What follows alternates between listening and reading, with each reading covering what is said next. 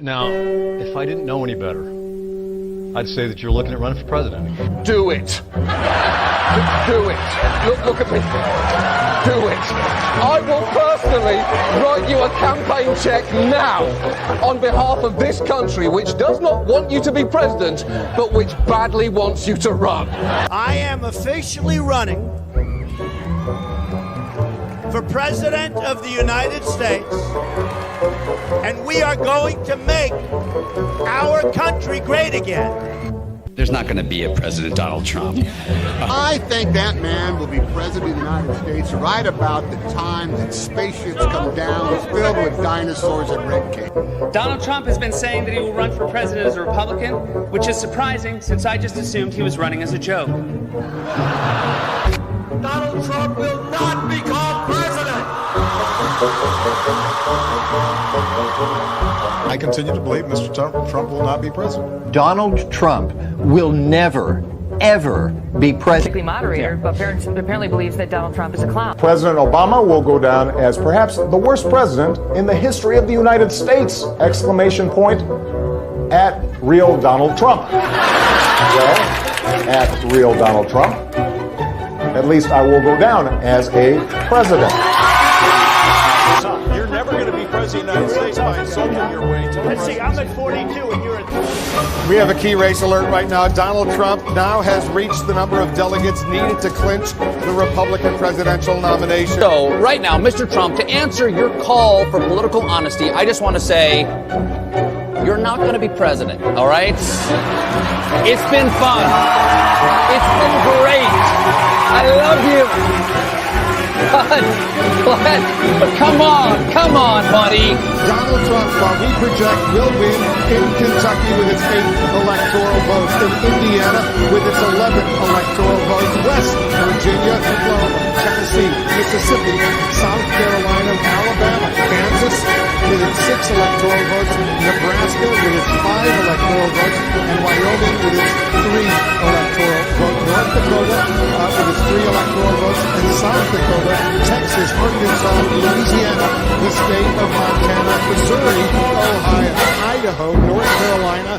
I, Donald John Trump, do solemnly swear.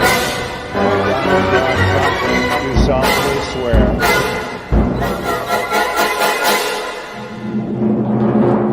Together, we will make America great again.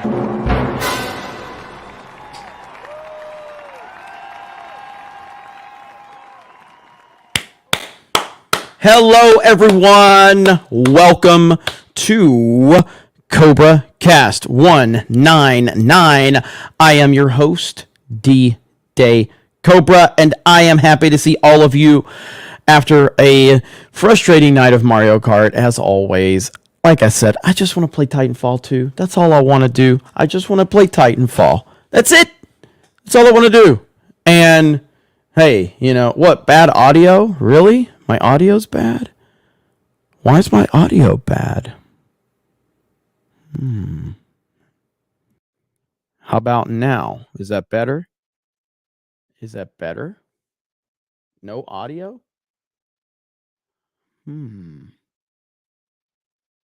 Krista, what's wrong with my audio? You're coming in hot. Really? Okay. We'll do a poll in the chat, though. It looks like we're good now. Is it good now, Krista? Sounds good to me, yeah. All right, we're good now? Mm-hmm. Okay. All right, there we go. All right, Yeah. we're good. Testing. I think we're good. Okay.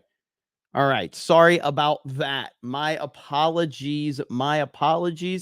Here we are. Volume. We need to bump up the volume just a little bit. Is that what we need to do? Let me see. Testing. Hang on. Testing. That should be good right there. Hello, everyone. Welcome to CobraCast 199. I am your host, D-Day Cobra, and I am happy to see all of you here in the chat. All right. Are we good? It looks like we're good now. All right. We're good. God, what a disaster. I mean, you would think a channel that gets this much love on super chats and gifted memberships, you'd think we could actually, have a good production here. But who are we kidding? If you want a good production, you can go watch that Tim Pool guy. All right. You're looking for authenticity here. We're looking for real discussion, real people that acknowledge the chat, people that read the super chats, people that love the chat, somebody that's not going to shut the chat down for members only, right? That's what you love around here. So that's what you're going to get. And I see you guys are already dropping super chats. I didn't even realize, like, Alan Tanassi, I saw yours for 10. Knock, knock, who's there? Boo, boo hoo. Trump 2024, let the salt flow. Scanned in. Hell yes. Thank you, Alan. Dom H says, hail, everyone. Have a great show. Unfortunately, won't be able to watch live. CobraCast is awesome. Thank you, Dom. Appreciate you, man. Look at you guys dropping freaking super chats before we even start. Hayden Wayne. Jeremy revived Titanfall 2. It's been hitting mainstream outlets now. If it's my greatest accomplishment. It's my greatest accomplishment. I am so damn happy that Titanfall 2 is back. And the numbers have been really solid. So we'll see if it continues in that direction. But yes, right now, Titanfall 2. It seems that it's back. And it seems that it could be back for at least the short term. I'm not sure. Like, let's see how many people are playing it right now. How many people are playing Titanfall 2 right now? 11,500 an hour ago. 24-hour peak was 20,000. At the all-time peak was 27,000. So in the last 24 hours, it hit 20,000, almost 21,000. So Titanfall is crushing it, and I am happy. I am happy about that. Thank you, Hayden. How the hell are you, brother? So tonight I figured and again, it's up to you guys. If you guys want, we can. I was thinking about reacting to that full interview with Trump and NBC. There's also the Russell Brand stuff. I want to talk a little bit about that, a little more about all of that and the ramifications of everything going on. That is something like Megyn Kelly actually had like a meltdown. She had a meltdown over this whole Russell Brand thing. And I think it's actually ridiculous. I know a lot of people are like, oh, Megyn Kelly, she's based, she's the greatest. And I'm like, I don't have anything against Megyn Kelly, but I never really fully trusted her. But her freaking meltdown over the Russell Brand thing. And again, I'm not a Russell Brand guy. I'm not telling you, like, I made a tweet the other day and I'm like, look, the same people that were telling me that Andrew Tate was 100% guilty and he should be locked away for the rest of his life are the same people telling me that, that Russell Brand is 100% innocent. And I was like, that's just nonsense. Like, at the end of the day, everybody deserves due process. Everybody, including people you don't like. And that is the reality of the situation. But what goes and takes it to the next level is just because someone's accused of something, the media's handling of it is the problem for me. And this is where I looked at the Andrew Tate thing and I'm like, I don't even know who Andrew Tate is, never heard of him. Why is he being mass banned from all social media? Something doesn't seem right. Because as we know, social media doesn't actually care about victims and they don't care about real problems. They just don't. That's a fact. So when Andrew Tate was mass banned across the fucking internet, I'm like, hold on. Who is this guy? And why is he being mass banned? Because I've never seen social media protecting people from a bad individual that had a big following. I've never seen that. So what the hell is going on? That's what made me interested in him. That's what made me go, who is this guy? And why is he public enemy number one from the social media companies? Why is he being thrown under the bus? And of course, the more I looked into it, I was like, hey, I really like a lot of what Andrew Tate has to say. If he's done something wrong, let's put him on trial. Let's show the evidence and hold him accountable, whatever. But nothing that I saw. Yes. Has Andrew Tate talked a lot of shit? Yes. Has he ran his mouth? Yes. I look at him like he's a professional wrestler. I think he's just out there to talk shit, get a lot of attention, boast, and become this kind of social media sensation, which he did. On the Russell Brand front, Russell Brand I mean, this dude used to be a megastar in Hollywood. He was dating Katy Perry. He was kind of like hooking up with all these women. I don't know what his deal is. I know he's suddenly become based in the past several years, which has been great. Now all of a sudden people are coming out of the woodwork, and it's really, really strange to hear the reaction to it. But this was the one that really was like, I got to show you guys what Megyn Kelly did. Megyn Kelly's reaction to this was wild. All right. So here we go right here. Listen to this. Tell you guys, I realize that the knee-jerk instinct now by so many is Russell Brand is wrongly accused. These women are all liars. I'm sorry, this is extremely detailed. And in the case of the other woman, there's an actual set of medical records after she went to a rape crisis center the day of the alleged encounter, plus apologetic, begging for forgiveness text from Russell Brand. Could you please, for a second, stay open-minded to the possibility that the women are telling the truth? We don't need to so overcorrect from the Me Too movement that every woman gets completely disregarded and called a liar when she finds the guts to come forward and make an allegation. They may be telling the truth. It's worth investigating. We don't need to knee-jerk condemn him, and we don't need to knee-jerk condemn them. I'm just pissed because what I've seen is like a rash of guys coming out to be like, it's bullshit. You don't know whether it's bullshit or not. Did you read the report of this woman? Did you read the alleged rape details? Did you read the text message that she has from Russell Brand begging for forgiveness? There's at least enough for us to want more facts. That's it. So that's Megyn Kelly's take on the whole thing. And I mean, I guess like I'm not some guy who just automatically thinks that Russell Brand is innocent. That's not really my take on this. I also am not going to sit here and think that he's guilty. I'm kind of irrelevant on Russell Brand is irrelevant to me. It's how does the left treat these situations and how do they treat these allegations? And what it seems like to me, and again, this is just me looking at it. What it looks like to me is that the call has been made for Russell Brand to be taken out, like defamed, destroy his reputation, destroy his credibility, destroy him. That is what it seems like to me.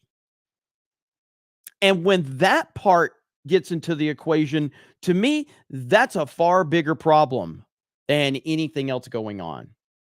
And that's my biggest concern. It like, what was the newspapers the other day of like the headlines of Russell Brand? Let me show you. Russell Brand papers. I think I'll be able to find it.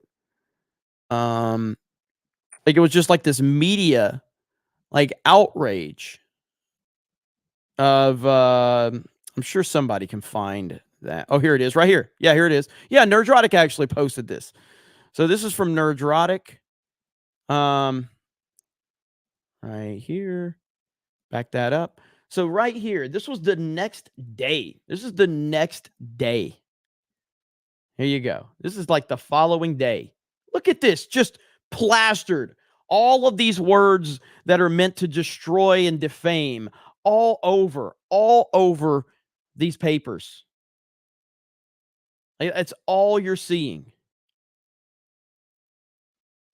And that to me, I'm going, okay, so we have a guy who is dangerous. We have concerns about their behavior and what they've done to people.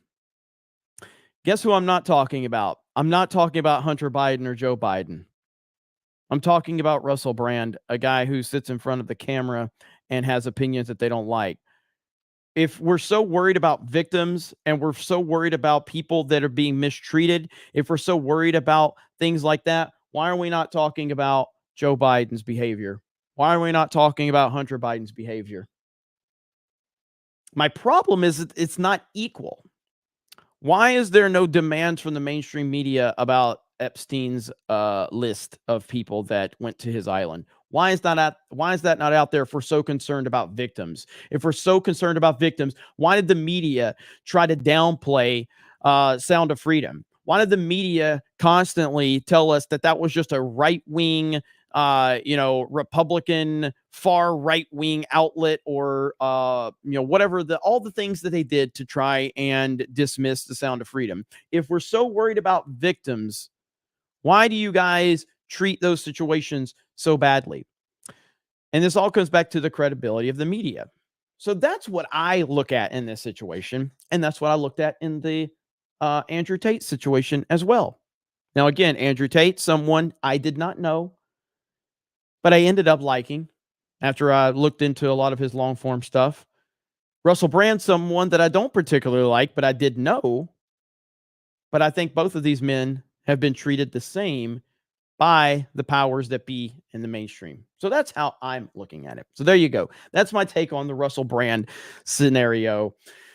And I guess we will see as time plays out, but hopefully people will start waking up to it. I mean, look how, again, it's all who's the top guy that they go after? President Trump. They're always trying to, derail him, trying to, like, how many stories have we had with Trump, and they don't stick, so they just move on to something else. Everything that they accuse Trump of, it just ends up going away because there's no real credibility in it. So they just move on to something else. They just are desperate to find something that something's going to stick to Trump if we just throw everything at him. Something. That's their mindset. And I'm sick of it. I'm sick of it. And that's not to say, like, look, man, if there are real victims out there, then they should be really mad that the Me Too movement has destroyed their credibility, that Hollywood nut jobs have destroyed their credibility, that left-wing outlets have destroyed their credibility, because essentially all that's happened now is that real victims of things that happen, and it does happen, it is a real thing, just like racism is a real thing. It's just not near as bad as the media tries to make it out to be. The media has basically made racism irrelevant because it's now a meme, because the media has completely destroyed any actual real racism, the small examples that you can find, because everything is racist according to the media. So therefore, nothing is racist. That's essentially how it goes. If everything is racist, then nothing is racist. Well, if everything is rape, then nothing is rape. Holy crap. The media is the problem. That's where I stand on it. So there we go. All right. We got almost 1,200 people here. Thank you, guys. I appreciate all of you. You guys are the best. Legalize adulthood for $25. Snowbra Snatch 991. Sorry, getting over a cold. Well, I am sorry to hear that. Legalize adulthood. We hope you're doing well. Shout out to you and thank you for the very generous $25 super chat. We hope you get better. We hope you get better. I hope you enjoy the show. I hope you're not too sick to enjoy the show. So thank you so much for that. It's a scary time, man. It's a very scary time. And, we do have all of this stuff with Trump that we're going to talk about momentarily. By the way, shout out to our Rumble peeps over there. Just so you guys know, we have had some discussions. Like Rumble is very interested in G&G in terms of like talking to us and some other stuff. So maybe have some stuff going on in the near future. And Legalized Adults says cold's almost gone, just a bitter clinger now. Well, good to hear that. Good to hear that. I know, Christian, the YouTube doesn't like that word. Hell, there's a lot of things they don't like, and it's almost like, feels like you're on a freaking American Gladiators obstacle course or something, trying to dodge all the words that YouTube doesn't like you to say and all of this crap. But yeah, I mean, we'll see what happens, but I'm excited about that. Also, the whole direct funding thing that I was telling you guys that we're working on the website might be ready to go tomorrow night for Tuesday night's main event. Maybe. I'll let you guys know, but all of your support is greatly appreciated. You allow us the opportunity to do so many things with how much you support me and the G&G channel, and I appreciate it so much. You guys have no idea. So thank you so much. Okay, let me see. Koa Lee, I'm so happy that Titanfall 2 is back, however short it will be. It remains one of the best FPS games in recent years. Merc Company 199. Let's go. Yeah, listen, I I don't know what they're going to do with it. We're actually going to get into more of an in-depth conversation about what the future could be for Titanfall 2. What's cool, man, is we had someone from Respawn in our chat last night. That's right. Someone from Respawn was in our chat talking to us as we were playing Titanfall, because they were telling us like how happy they were that so many people were excited for Titanfall to come back. So yeah, people are paying attention, man. They pay attention. They see this chat. They see how much you guys support us. Again, we are nothing without you guys. We are nothing. You never know who's going to be watching. Again, just remember the story. And again, remember the story. This was years ago on Geeks and Gamers. I was randomly live streaming. And someone asked me, "Hey, Jeremy, what's your opinion of Michael Jackson?" And I said, and I don't think I've ever talked about Michael Jackson up to that point on the stream, but I'm like, Michael Jackson's the greatest entertainer I've ever seen. And he's 100% innocent, and he was completely railroaded by a corrupt media. And I stand with Michael Jackson. During that stream, Michael's nephew was watching. Taj Jackson, Michael Jackson's nephew, was watching my stream. And he reached out to me on Twitter. And he told me he had been a fan of mine for a while because of my coverage of The Last Jedi. And I'm like, what the hell planet are we living in right now where Michael Jackson's nephew is a fan of G&G because of my takes on The Last Jedi? Of course, that me and Taj became friends through that, but you never know. You never know who's watching. It's wild. I've actually done an interview with Taj Jackson on Geeks and Gamers. You have to go back and find that. Maybe Krista can pull that one up, or somebody can pull that one up. But the first time I talked to Taj Jackson ever on the phone, I call him up. I'm like, holy crap, I'm talking to Taj Jackson. And he goes, "Hey, man, I'm just, hanging out here in Vegas." I'm like, "Oh, what are you doing in Vegas?" "Oh, I'm just here for Janet's show." What? Are you literally hanging out with Janet Jackson right now while you're talking to me? Are you kidding me? Holy crap. Yeah, that was the first time I'd ever talked to him. I'm like, what world am I living in right now? Ruthie. Hello, Ruthie. How are you? Lost Tales says, "I'm watching. Where's my shout out?" You get more shout outs than anybody, Lost Tales. You get more shout outs than anybody. What's up, Lost Tales? Keenan with $1. What's up, Keenan? Appreciate you. Was Megan crying out of her whatever? Good old Trump reference there. All right, let me go back to the start. CK Winces, only 17 points, Jeremy. I had a rough night. What do you want me to do? Sierra Tan, I was lucky enough to catch your first CobraCast with Flash and Tug. It's been great to see the growth. So here's to more, and hail the 199 Trump 2024. Thank you, Sierra Tan. I love how much you guys love this show. It means the world to me. It's so damn amazing. Member 294439 scanning in. Hail the 199. How many members do we have on this channel? How many members do we have? Let me see how many members we actually have on this YouTube channel. I haven't looked at that in a while. Members. Holy crap. Active members right now. Active members. And this is all from gifted memberships for the most part. Obviously, some people actually, reoccur and everything. But active members. You guys got to guess how many active members we have? Active members right now on this channel. Currently. That's wild. I'll have to see if anybody gets close. Legalized Adulthood says ultra mega maga Trump 2024 all the way. Hell yes. Ace Shinigami, you and G&G are my inspiration for making content. Hell yes. That is awesome. Daniel's Corner is close. Daniel's Corner is very close. Let's see. Daniel's Corner is very close. 4,300. 4,300. Right at 4,400 members right now. That is crazy. That is crazy. That's insane. I mean, I don't know how that happens. But that's crazy. 4,300. is how many we have. Let's see. Johnny the Wiz Kid says, I beat Vector Man. Hell yes. What's up, Johnny? How you doing, brother?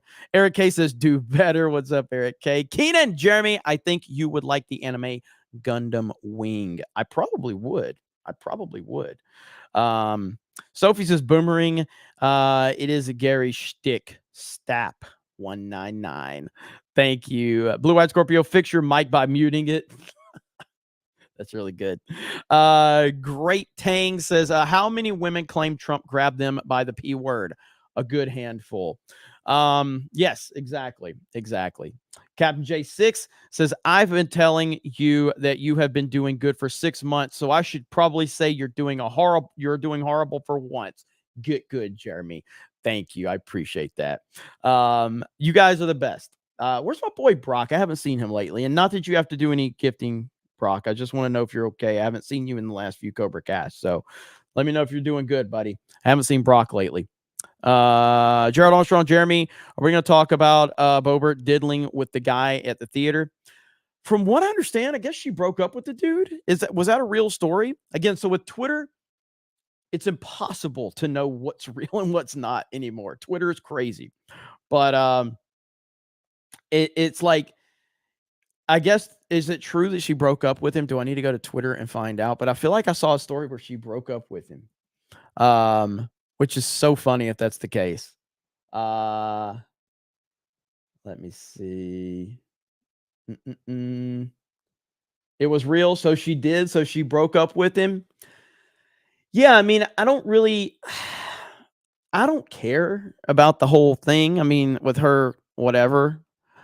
I mean, obviously, they got a huge reaction because she's a very attractive lady and all of that.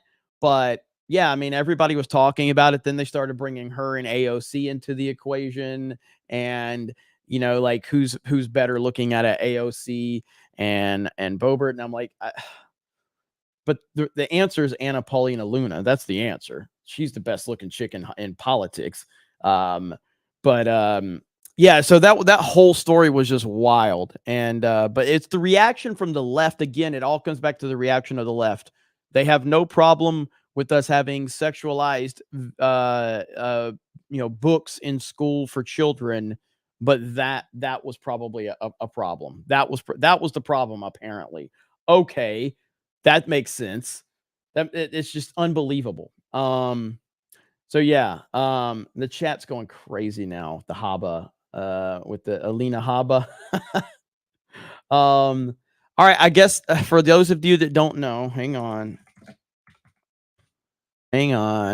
This is Anna Paulina Luna. Right here. I'm sure everybody will appreciate this. Here we go. All right, this is Anna Paulina Luna. Hang on. I got to make sure I don't get in trouble by posting stuff. Hang on.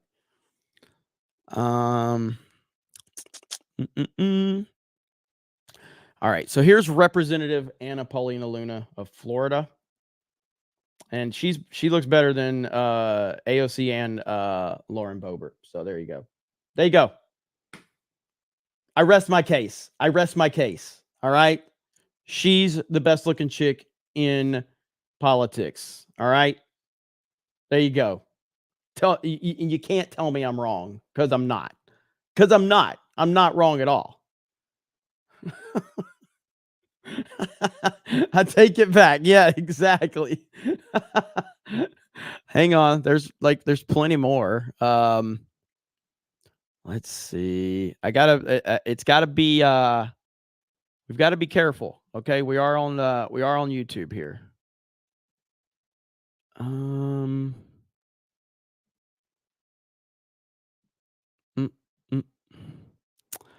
Yeah, the rest of these I'm just gonna have to. You can go to Google yourself.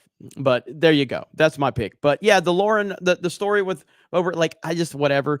The bigger, like, from what I understand, there's a report that Matt Gaetz is going to run for Florida governor in 2026, which I think that's a very interesting story. All right, it's just a report. I don't know if this is if this is a good source or not. But right here, report Matt Gaetz is expected to run for governor of Florida in 2026. I hope that happens. But I don't know if this is even like, I don't even know who this is. They follow me. What the hell? They follow me. There you go.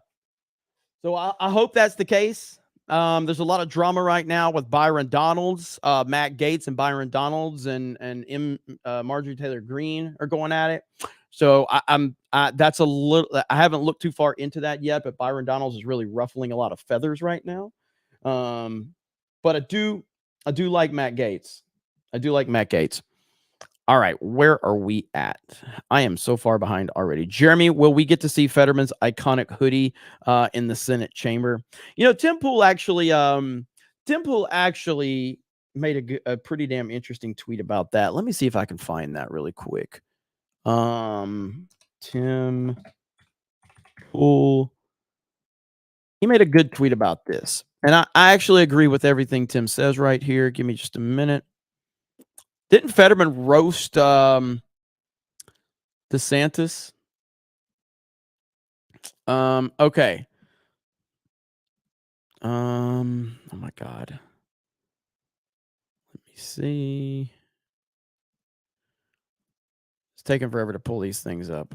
So, okay, here we go. So, right here. Tim Pool. See, so Fetterman should be allowed to wear a Speedo at the budget hearing. And Tim Pool says, my position is that this is a decency dress code issue. No, he shouldn't. But politically, I certainly hope he does. And then there's another one where he said, right here, I oppose dress codes based on some kind of formality. Dress codes for decency are fine, such as requiring a shirt, pants, shoes, etc. Fetterman should be allowed to wear whatever he wants within reason. I agree with that. I agree.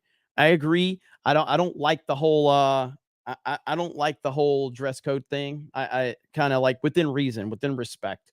That's all I really care about. I don't think everybody should have to wear a fucking shirt and tie or whatever. Just, just to be decent. Just be decent. That's all you got to do. Not that hard. I don't know what the big deal is. Here's Adam says, I mean, you wore your outfit to the White House, so this isn't surprising. Granted, you are wrong, but that's fine. But yeah, I agree with Tim on that. I want to wear my damn hat everywhere I go. I want to wear whatever I want to wear. I hate dressing up. Now, I dressed up for fucking 15 years when I worked retail, when I was a store manager. Now, from that perspective, yeah, I'm okay with uniforms at work if it's fair, if everybody has to wear the uniform, but it can't be rules for thee, not for me type thing. So I wore a shirt and tie for 15 years. So I've had enough of that. Don't want any more of it. All right, we're going to get right into this. Here we go. I says, my spouse is a psychologist who has worked with many severe assault cases. What nobody tells you is that a common symptom of trauma induced from sexual assault in women is frequently lying about men assaulting them. There you go. And it's like, again, I guess my biggest, and thank you for this, for the $20 super chat. I really appreciate that. It's like my big issue with this whole thing is, it's that real victims are a thing, just like everything is a real thing. Discrimination, racism, all that shit. Like when I grew up, those words actually meant something, but now they don't, because the left has completely ruined those words. They mean absolutely nothing now. And we've gotten to a point where normal thinking people don't care about this stuff anymore, because Hollywood, the mainstream media, social media, the left have just hyper fixated on this stuff to the point where none of it means anything now, because it's all weaponized now. Everything's weaponized. Everything. Things that should matter, things that should be treated very delicately and respectfully, have been weaponized to destroy people that you disagree with, to destroy people that are breaking the narrative. And because of that reason, now anyone that has a serious issue, they get overlooked. That's not my problem. That's not your problem. That's the media's problem. The media did this. The same media that these people keep worshiping. The same people that keep worshiping the Democratic Party. So maybe people need to start waking up. Hopefully they will. Time will tell. I don't know. Havoc says, Jeremy, pull up Fetterman's tweet about Ron DeSantis' campaign. Let's see. He did wreck him, didn't he? And I'm not a Fetterman fan, obviously. Let's see where Fetterman... Was it his government account or what? Yeah. Okay, here we go. Now, I haven't heard this from DeSantis, but let's listen to this. Okay, so here's DeSantis says this. So did you guys hear the U.S. Senate just eliminated its dress code because you got this guy from Pennsylvania who's got a lot of problems. I mean, let's just be honest, like how he got elected. Well, I mean, he got elected because they didn't want the alternative, but he wears like sweatshirts and hoodies and shorts, and that's his thing. So he would campaign in that, which is your prerogative, right? I mean, if that's what you want to do. But to show up in the United States Senate with that and not have the decency to put on proper attire, I think it's disrespectful to the body.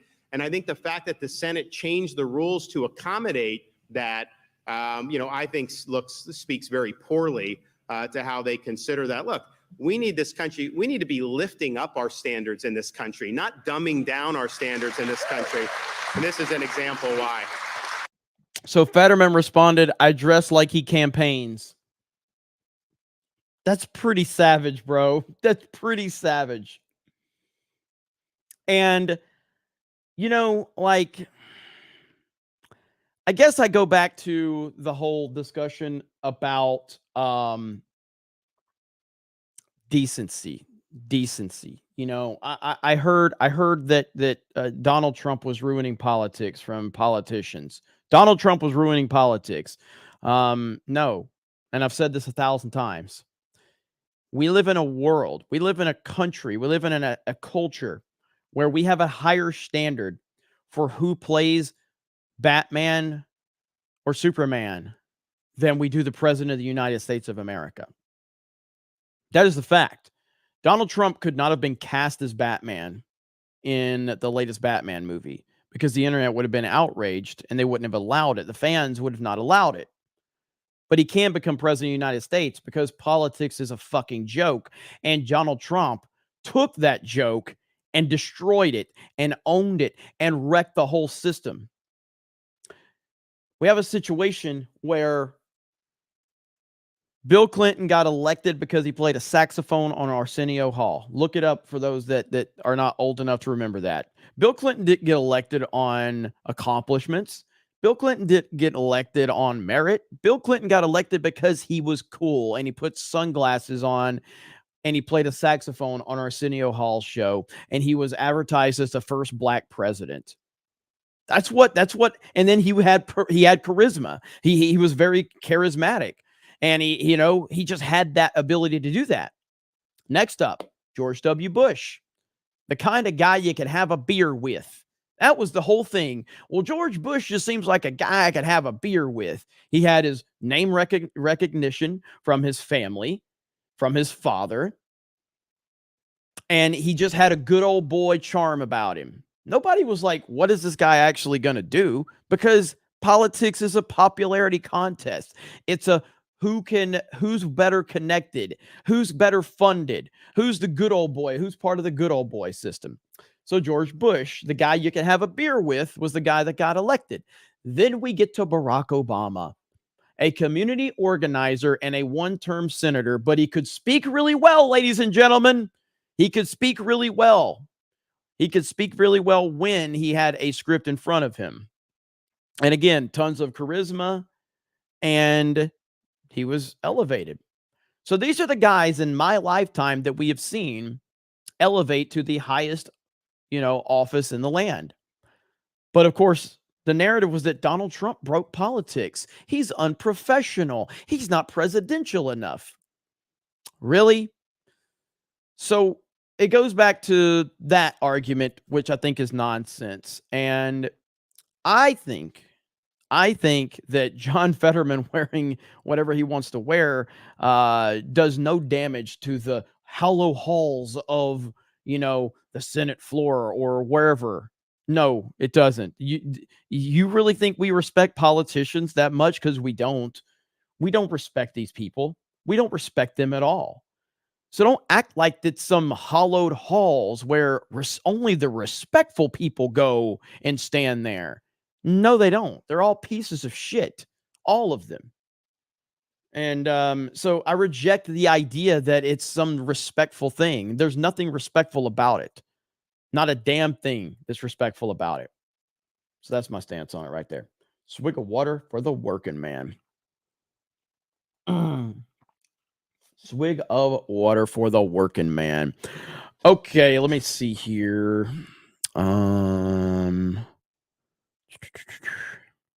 Let's see. What are you talking about, Eric? Specifically, what topic are we talking about in the chat?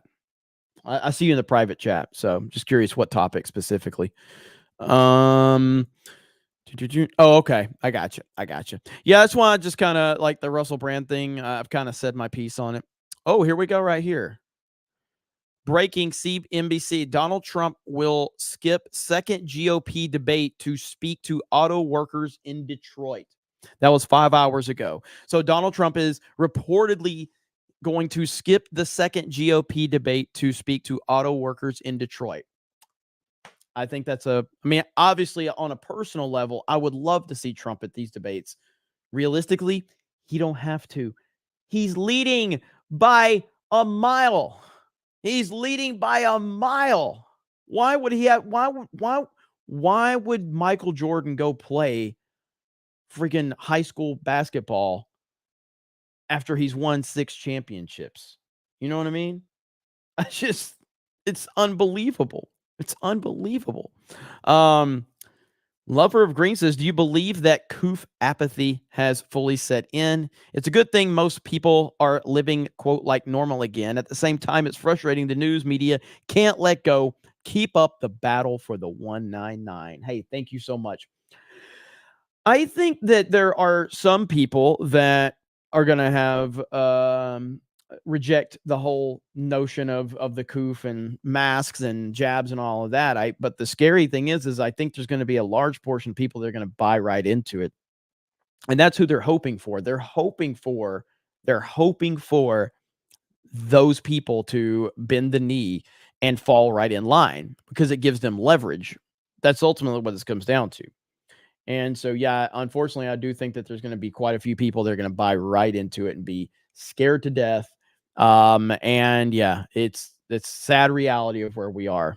There's going to be a lot of people. They're going to be masking up. They're going to be, vaxxed, 12th booster, whatever.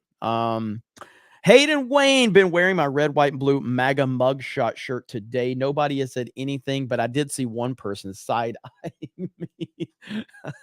Hey, let them. You know what?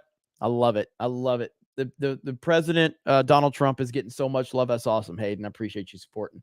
I think we can drop a link if anybody's interested in this shirt or any of the other stuff we have over on the CobraCast store.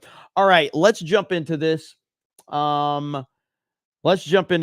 is the NBC interview with Trump. I have not seen it. I've seen clips, but the clips I've seen look really damn good. Meet the Press is garbage. I don't even know this chick's name, but let's hear what let's listen to it and let's react. President Trump, welcome back to Meet the Press. Thank you. I want to dive right into this. A lot to get to. Good. There are a number of things that make your campaign unprecedented. You are the first former president to run for re-election in more than 100 years.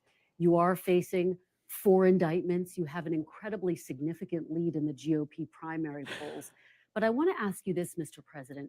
Why do you want to be president again? Well, it's a very simple answer, and I can give it very easily. It's called Make America Great Again. Our country is in serious trouble. I don't think we've ever been so low in terms of certainly opinion, world opinion, and country opinion. People are devastated. They look at what's happening with millions of people coming in, millions of illegal immigrants coming into our country, flooding our cities, flooding the countryside.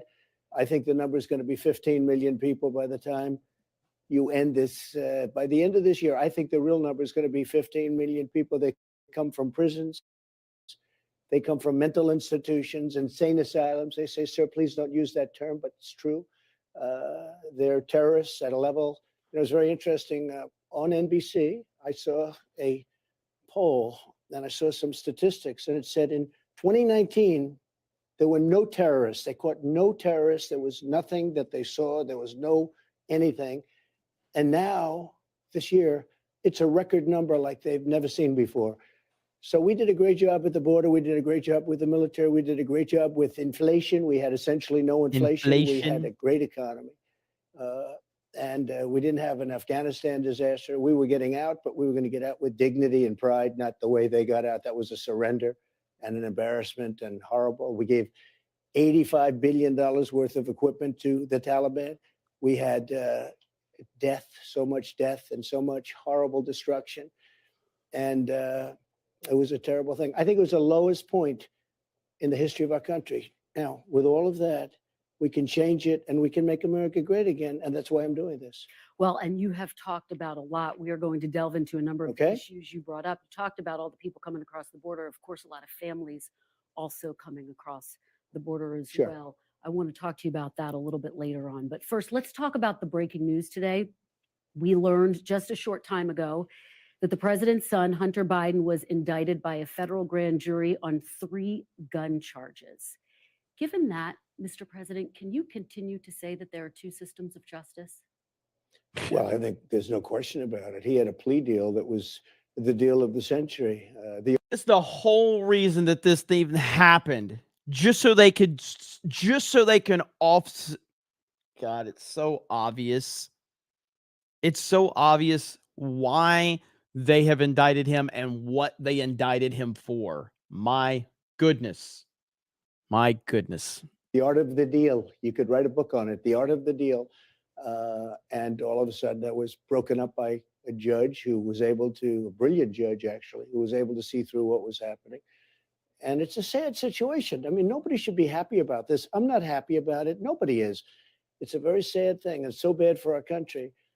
But, you know, if you think about it, I've been under investigation from the day I came down the escalator, and a phony investigation, fake investigations, investigations that I beat every single time, still under investigations.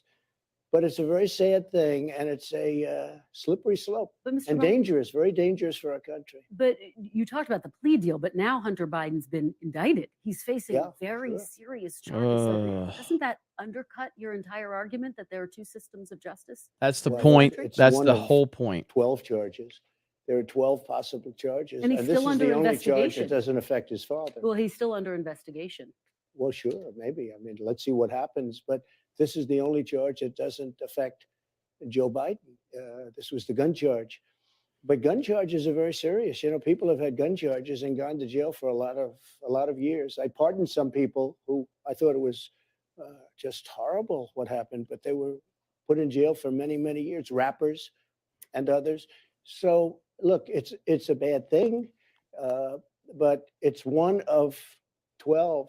And it's the one charge that doesn't affect Joe Biden. Well, of course, there's no evidence that the president has any link to his son's business dealings. Let me ask you, though, well, I don't second. necessarily agree. He called in. You mean he called in all these meetings? He was calling in on the meetings. He was put on speakerphone, and every single day, and the witness literally testified. many calls. And what about the fact that he got rid of the prosecutor for $1 billion? Well, the witness who testified. You don't get rid of this prosecutor. We're not giving you $1 billion to Ukraine. He said that. I mean, there are a lot of things here. Mr. President, the witness who testified, though, said that he never heard any discussion of business when President Biden was put on the phone. Wait. You saw the prosecutor thing on television, because I saw it on your network. You brought Hunter Biden up, and now you want to try to change the subject when Trump is pressing you. You see how she's trying to change the subject because Trump is pressing her. You're the one that brought Hunter Biden up. You did it. He said, you don't get rid of this prosecutor, I'm not giving $1 billion. That was looked into as well. And as you know, there was Oh, never come on. any wrongdoing. If I ever said that, quid pro quo. Let's move on to what a second Trump term would look Sure. like. When you launched your campaign in March, you told the crowd, quote, "I am your retribution." What does that mean? What does that look like? I think retribution is talking in terms of I have to protect people. What they're doing to people is so horrible. They're putting people in jail for long periods of time. Firemen, policemen, accountants, even lawyers. They're in prisons for years now and don't even have trials in some cases. And if you look at Antifa and other groups, practically nothing happened to them. They burned down Portland. They burned down Minneapolis. They took over Seattle. I mean, they literally took over a big chunk of the city. People died and nothing happened to them. We have to protect all people. But when you talk about retribution, are you talking about directing your attorney general to try to go after your political enemies? When I talk about retribution, I'm talking about fairness. We have to treat people fairly.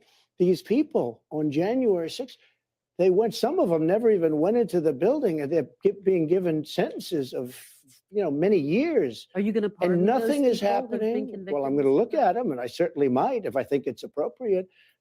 No, it's a very, very sad thing, and they're dividing the country so badly, and it's very dangerous. She's not talking to him with respect to the fact that he's the president of the United States of America, former president of the United States of America, and the front runner for the Republican nomination. She's talking to him like he is a convicted, criminal right now. Like, that's what she's doing. This is how they all do it. And the fact that he sits there and deals with it and then still controls the conversation, that's what makes him Trump. Dangerous. Well, Mr. President, we're going to delve into that a little bit later on, but I want to stay on this idea of what you mean by retribution. Are you looking to appoint an attorney general who will prosecute the people you tell them to prosecute? That's what Biden does. Oh my God. So you're trying to send loaded questions towards Trump to accuse him of the very thing that Biden is doing. Oh my God. I'm looking to appoint an attorney general who's going to be tough on crime and fair.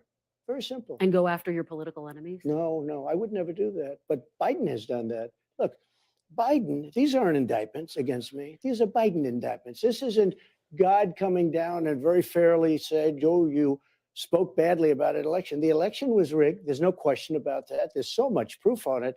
Even if you go to the more modern day proof with the, they call it Twitter files, FBI and Twitter, or you take a look at the Amazon stuff or the Google stuff, or you take a look at 2000 Mules, you take a look at all of the ballot stuffing that's on tape. You take a look at the fact that the legislatures didn't approve a lot of the things that were done in the elections and they had to approve. And we could go on forever. We could go on forever. But no, I want somebody that's going to be strong, respected, tough, and fair. Just to go back to a couple of the points you said, the ballot stuffing, that's something that's been debunked. It hasn't been As you debunked. know, It's on camera. But I do want to keep moving forward. Yeah, And but of course, it's on camera. Hundreds and even thousands and thousands I love that he does not let her get away with it. He is not letting her get away with that bullshit. of people. You take a look. True the vote. Take a look. It's on camera. But Mr. President, They have you know, thausands of Republican pictures. officials But and I know, top but law Kristen, you can't enforcement say officials have they have told you that thousands that's of pictures of debunked. people. I know you have to say that for your network, but you shouldn't say it. Because that's the problem. But Mr. The President, that's news the has truth, lost and you've been such told that. power. Let's stay on track, though, Mr. President. Let's But stay on no, track. but you're with saying this question. it hasn't. We have thousands of essentially motion pictures of people stuffing the ballot boxes. But Mr. President, Tens of thousands. they're not stuffing the ballot boxes, and you've been told that by your top law enforcement officials. But let's stay on track because we have so much ground to cover. You have We people that went policy ground and voted to cover, in one Mr. place, President. another place, another place. As many as I understand, 28 different places in one day with 7, 8, 9 ballots apiece. They can't do anymore because it would look too phony. These were professional people. They were stuffing the ballot boxes. It's there. Mr. I mean, it's there to You took see. your A lot of case to people don't court, like looking at 60 it. different cases all across the country. You lost that, but let's stay on track. We because lost have because the so judges many- didn't want to hear them. Mr. President, But we have if so this many if topics this were ever before a court, We would win so easy. There is so much evidence that the election was rigged. And you may not even put the section on your show, and you'll have to decide what you want to do. But people know it was rigged.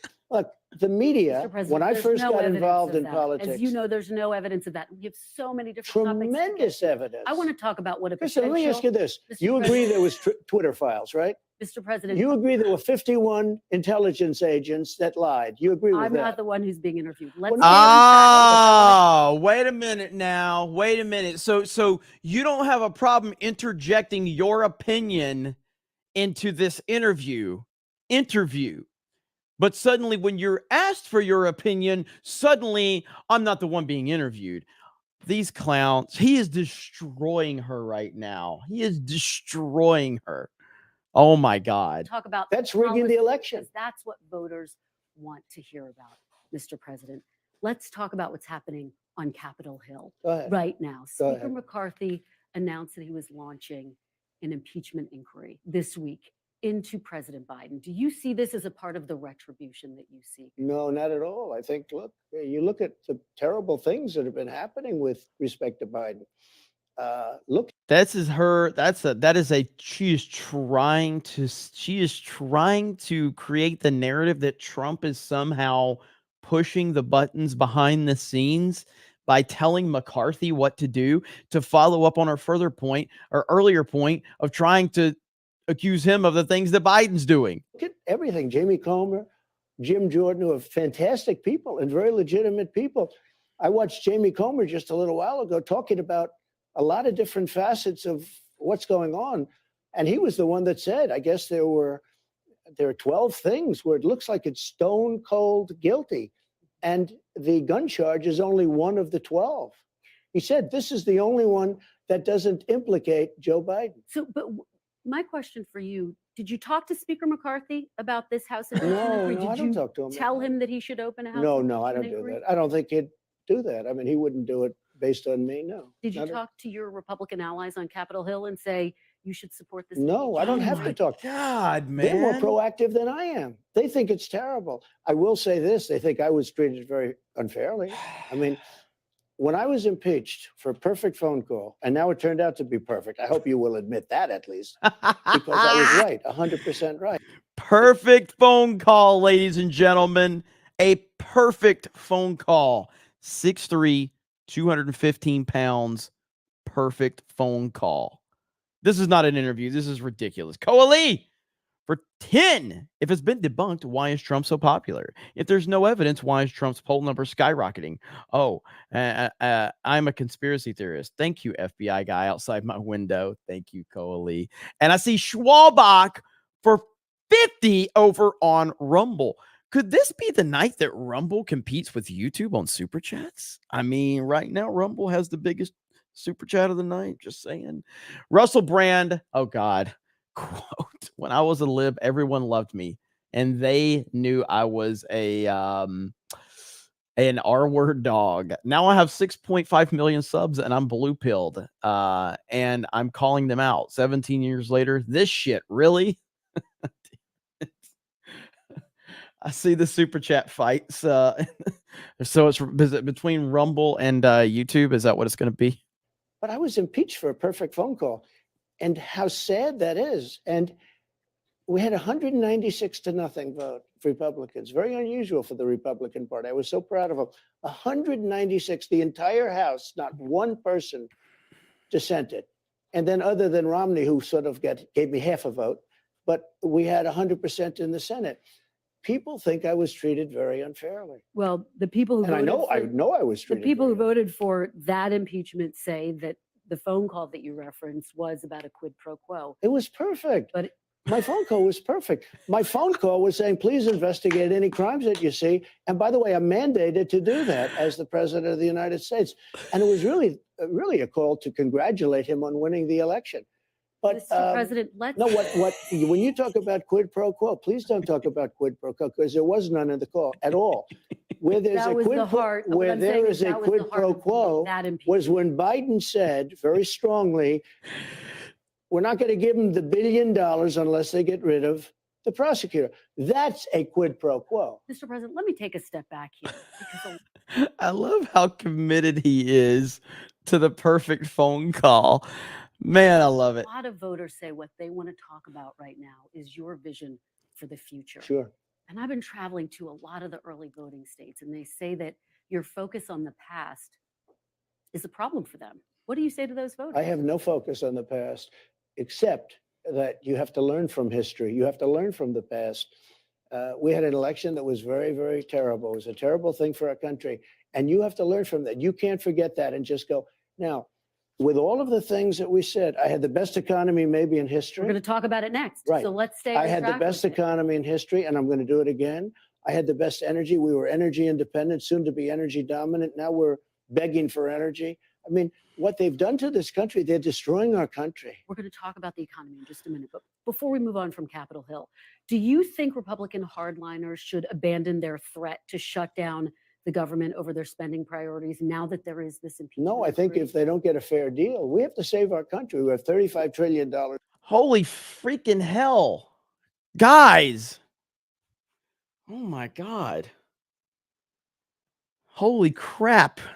Alec Baldwin's finger, who don't miss, just dropped a $215 super chat with the 6'3", 215 pounds, Donald J. Trump. My goodness, Alec Baldwin's finger. Look at the 6'3", 215s. ABF dropping bombs and legalize adulthood right behind him with the 199. The freaking phone call was perfect. Get it through your head, woman. Thank you, legalize adult. Only Trump could like sit here and focus on a perfect phone call. Like he just continues. Yeah, Alan, I had a perfect phone call once. She came right over. When Trump called girls in high school, they told their parents it was a perfect phone call.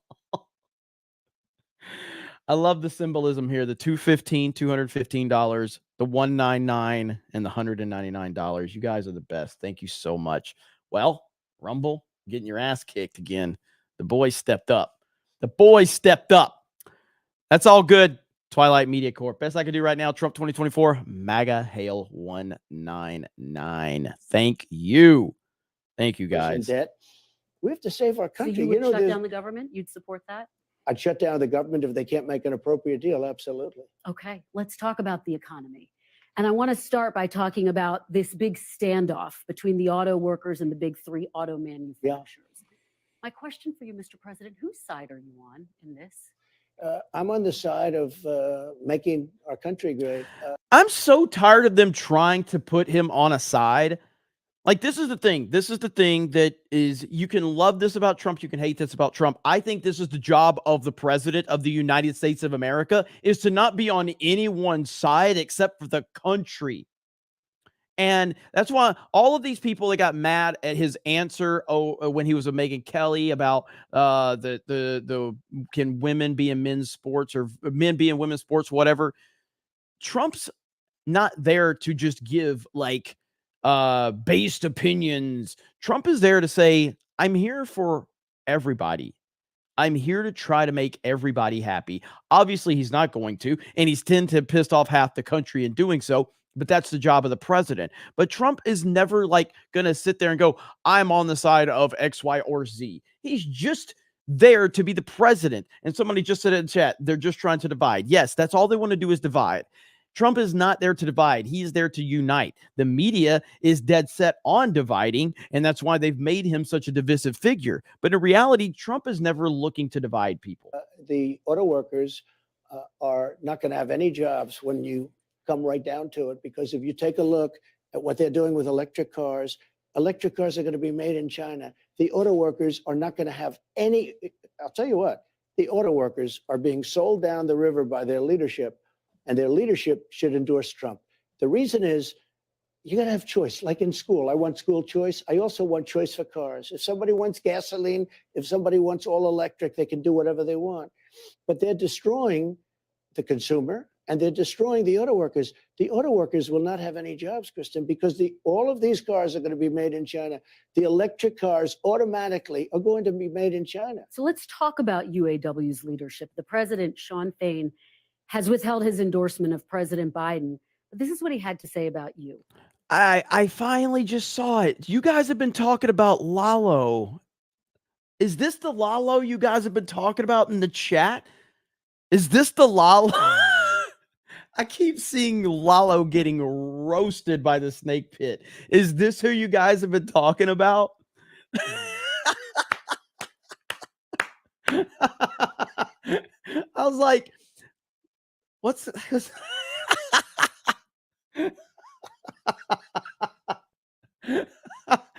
Okay, that's the Lalo. Okay, I got it now. All right, let's continue. Quote, I another love the Donald snake Trump pit. I presidency love you would be guys. a disaster. How would you win that endorsement? Well, if that's the case, I probably won't win his. I don't know the gentleman, but I know his name very well. And I think he's not doing a good job in representing his union because he's not going to have a union in 3 years from now. Those jobs are all going to be gone because all of those electric cars are going to be made in China. That's what's happening. Number one. Number two, the electric cars are much more expensive and they don't go far enough. So if somebody wants to take a little bit of a long, just like the trucks, if somebody wants to take a little bit of a long ride, let's go to Maine or let's go to Kentucky from New York. You can't do it. I mean, you have to stop all the time. They don't go far enough. They're very expensive. They have a lot of drawbacks. Now, with that being said, some people are going to want them. Some people are going to travel short distances. What they're doing with our trucking industry is a disaster because they want all electric trucks. And a truck with a large tank, large gasoline or diesel capacity can go up to 2,000 miles. An electric truck goes 300 miles. So what are these guys going to do? They're going to stop every 300 miles and recharge their truck and spend 3 hours? Let's move on and talk about another big picture issue when it comes. Let's move to the on. Jay Schwalbach for 50 over on Rumble. To all you dog face pony soldiers, stop giving money to YouTube. Rumble takes 0% cut till the end of the year. Steph and Krista need your support. You need to say this more, Jeremy. Yeah, I mean, I am appreciative of all the support I get everywhere. I never liked the idea of telling people not to support me on any platform. But if the people want to discuss where you should support me is fine. But because we have the link to, not Rumble. We have the link to Stream Labs, which we get a lot of support over there. We obviously, I love Rumble, and Rumble is going to be, we're going to have discussions with them. But YouTube offers a wonderful platform as well. And as much as I can bitch about them, I make a lot of money on super chats and I'm good with it. Rumble has been great. And I think Rumble potentially could be the future over the next 3 to 5 years. I do. They still have a lot of work to do, but wherever you want to support is okay with me. I appreciate it. The issue of interest rates, inflation, something that you've talked a lot about. Yeah. The Federal Reserve is obviously independent, but I wonder, Mr. President, if you are re-elected, would you direct your Federal Reserve chair to lower interest rates? Well, you know that I put a lot of pressure on him. It was outside pressure because nobody knows whether or not you can really do that. But I did because I thought his interest rates were too high, and he ultimately dropped his interest rates. The same gentleman, as you know. But it was a lot of pressure. I mean, I was very active on that. Right now, interest rates are very high. They're too high. People can't buy homes. They can't do anything. I mean, they can't borrow money. The banks don't have the money. The banks aren't lending the money. The banks, by the way, Chase Manhattan Bank, Bank of America, they discriminate against conservatives. It's a disgrace, and they shouldn't be allowed to. And I'm going to do something about that. But you take a look at banks throughout the country, and I think because of the regulators, but you take a look at Bank of America and Chase, they discriminate against conservatives. What's and the Republicans. evidence for that, Mr. President? Oh, we'll give you plenty of evidence. Okay, all right. Well, let's stay on track with this question, though. So just to be very clear, if you were reelected, would you direct your Fed chair to lower interest rates? It depends. It depends. You Depends might. where inflation is. But I would get inflation down because drill we must. We will be drilling for oil. We are going to become, again, energy independent. We are going to reduce our debt because we're also going to become energy dominant. You know, we were ready to go dominant within a matter of months. We would have been making so much money. We have more oil, I call it liquid gold, under our feet than any other country, Saudi Arabia, Russia. There's no country with more, and it's sweet. It's the finest. We have the best. You know, we're taking it from Venezuela. You know what it is? Tar. It's the worst. Mr. President, are you going to appoint a new Fed chair if you're reelected? Well, I guess he would have 2 years left or something like that. So we'll see. But, Okay. All right. you know the word jawboning? I did a lot of jawboning against him. And he ultimately lowered interest rates. We had low interest rates. We had the best housing market ever. We had people buying homes. Today, people can't buy homes. Economists are looking at some of the figures right now. The fact that the unemployment rate is at 3.8%. And they say it looks like the U.S. may not dip into a recession. What do you make of that assessment? Oh, I don't know. Yeah, people are going to, they say that, and then you end up in a depression. They say you're going to do great. You end up bad. You see, and the opposite. Most of them don't know what they're doing. It's a touch. It's a feel. And I predicted a lot of markets. I predicted a lot of things, frankly. You know, you say Trump was right about everything. I think that the way it's going now, you're going to have to, things are not going right now very well for the consumer. Bacon is up 5 times. Food is up horribly, worse than energy. Energy is starting to go up at a level that we haven't seen in a long time, meaning a couple of years since he took over, because I had energy prices very low. I had gasoline very low. We have to get the energy down, which they will never do. And they kept it artificial because they took the strategic reserves, which I had a lot to do with filling up for the first time ever. They took these strategic reserves and he issued it to everybody so that he could keep the gas prices down. Now, strategic reserves are at the lowest level they've ever been at. And we need that for war. And there are a lot of factors that have contributed to Well, no, the big factor is the fact that he took that oil. Let's talk He about took taxes. that and he wanted to have low gas prices for an election. And now we have nothing left. Why doesn't she want to talk about Biden's economy? Why don't we have that discussion? Why don't we want to have that discussion? I mean, is there not a single person right now that is not being destroyed by this current situation right now? Gas prices are out of control. The cost of goods are out of control. Inflation is absolutely out of control. But she doesn't want to talk about that. Okay, that makes sense. I turn 29 tomorrow, and I'd like nothing more than to show my gratitude for the Snake Pit and its leader. Thank you, Jeremy. CobraCast 199, best show and chat. 100%. I agree. We do have the best chat on the freaking internet, and I love you guys so much. It's really an honor and a privilege to be here all the time hanging out with you guys. So thank you for that. Let's see. Hail 199, Rumble Brothers. Stay on point. Bacon is up 5 times. Absolutely. Bacon is up. Bacon is, it's ridiculous. And yeah, I love that listen, I'm a person that thinks that competition is good, that rivalry is good. And I like that we have a rivalry between Rumble chat and YouTube chat. I want the rivalry to continue. I like that. I think that's good. Rivalries are good. And overall, it will just help CobraCast. You know what I mean? So keep the passion up, Rumble. And obviously, YouTube chat, Snake Pit, crushing it as always. But ultimately, whatever platform I'm streaming to, I appreciate whatever support we get. I mean, we're hopefully going to be streaming to Kick very soon as well, consistently over there. I love Kick. I love Rumble. And obviously, YouTube is our main kind of main place that we grow from. And I got to make more videos over here and shit like that. But I like the competition. President, there are a lot of factors, including global factors, that went into that. Let's talk about taxes, though. I don't know why people stick up for him so much when he makes bad decisions like you. I don't know why, and I have a lot of respect for you, and you were very fair in the debate. But I don't know why you and other people say, oh, it's okay that he destroyed the strategic. No. petroleum reserves. I mean, why do you do that? Or it's okay that he has open borders. Mr. Somebody was President- in your position, not quite as good, said this morning, oh, having open borders is a wonderful thing.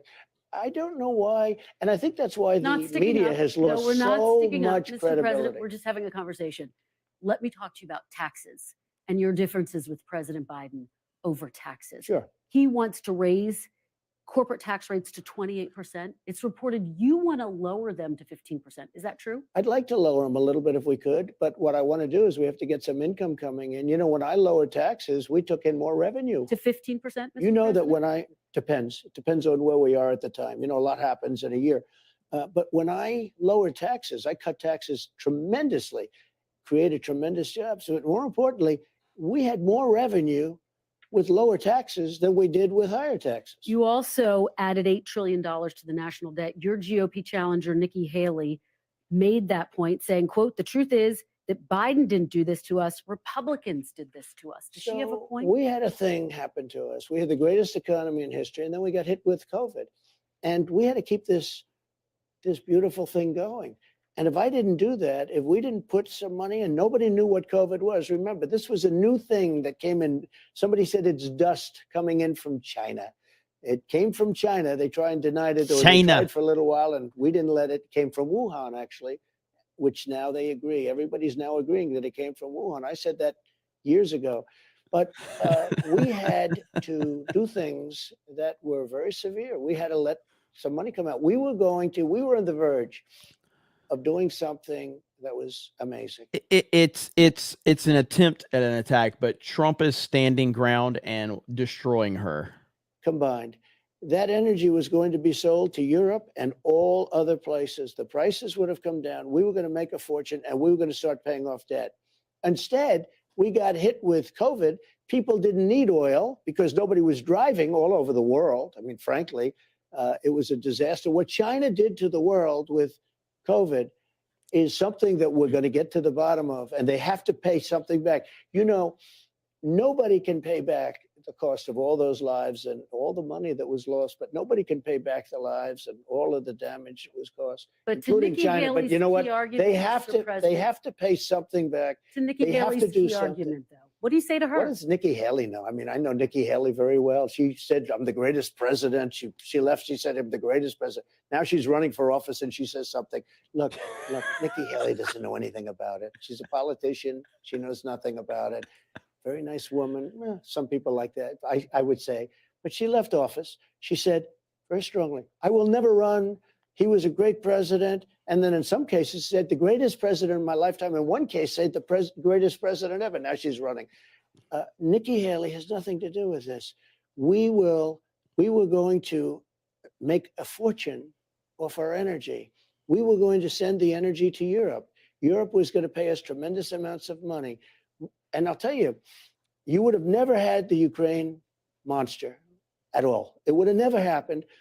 Russia would have never got, just by sheer force of personality. But beyond personality, what happened is when oil hit $100 a barrel, and by the way, it's right there right now again, Putin makes a fortune on this war. You know, everybody said, oh, he can't afford it.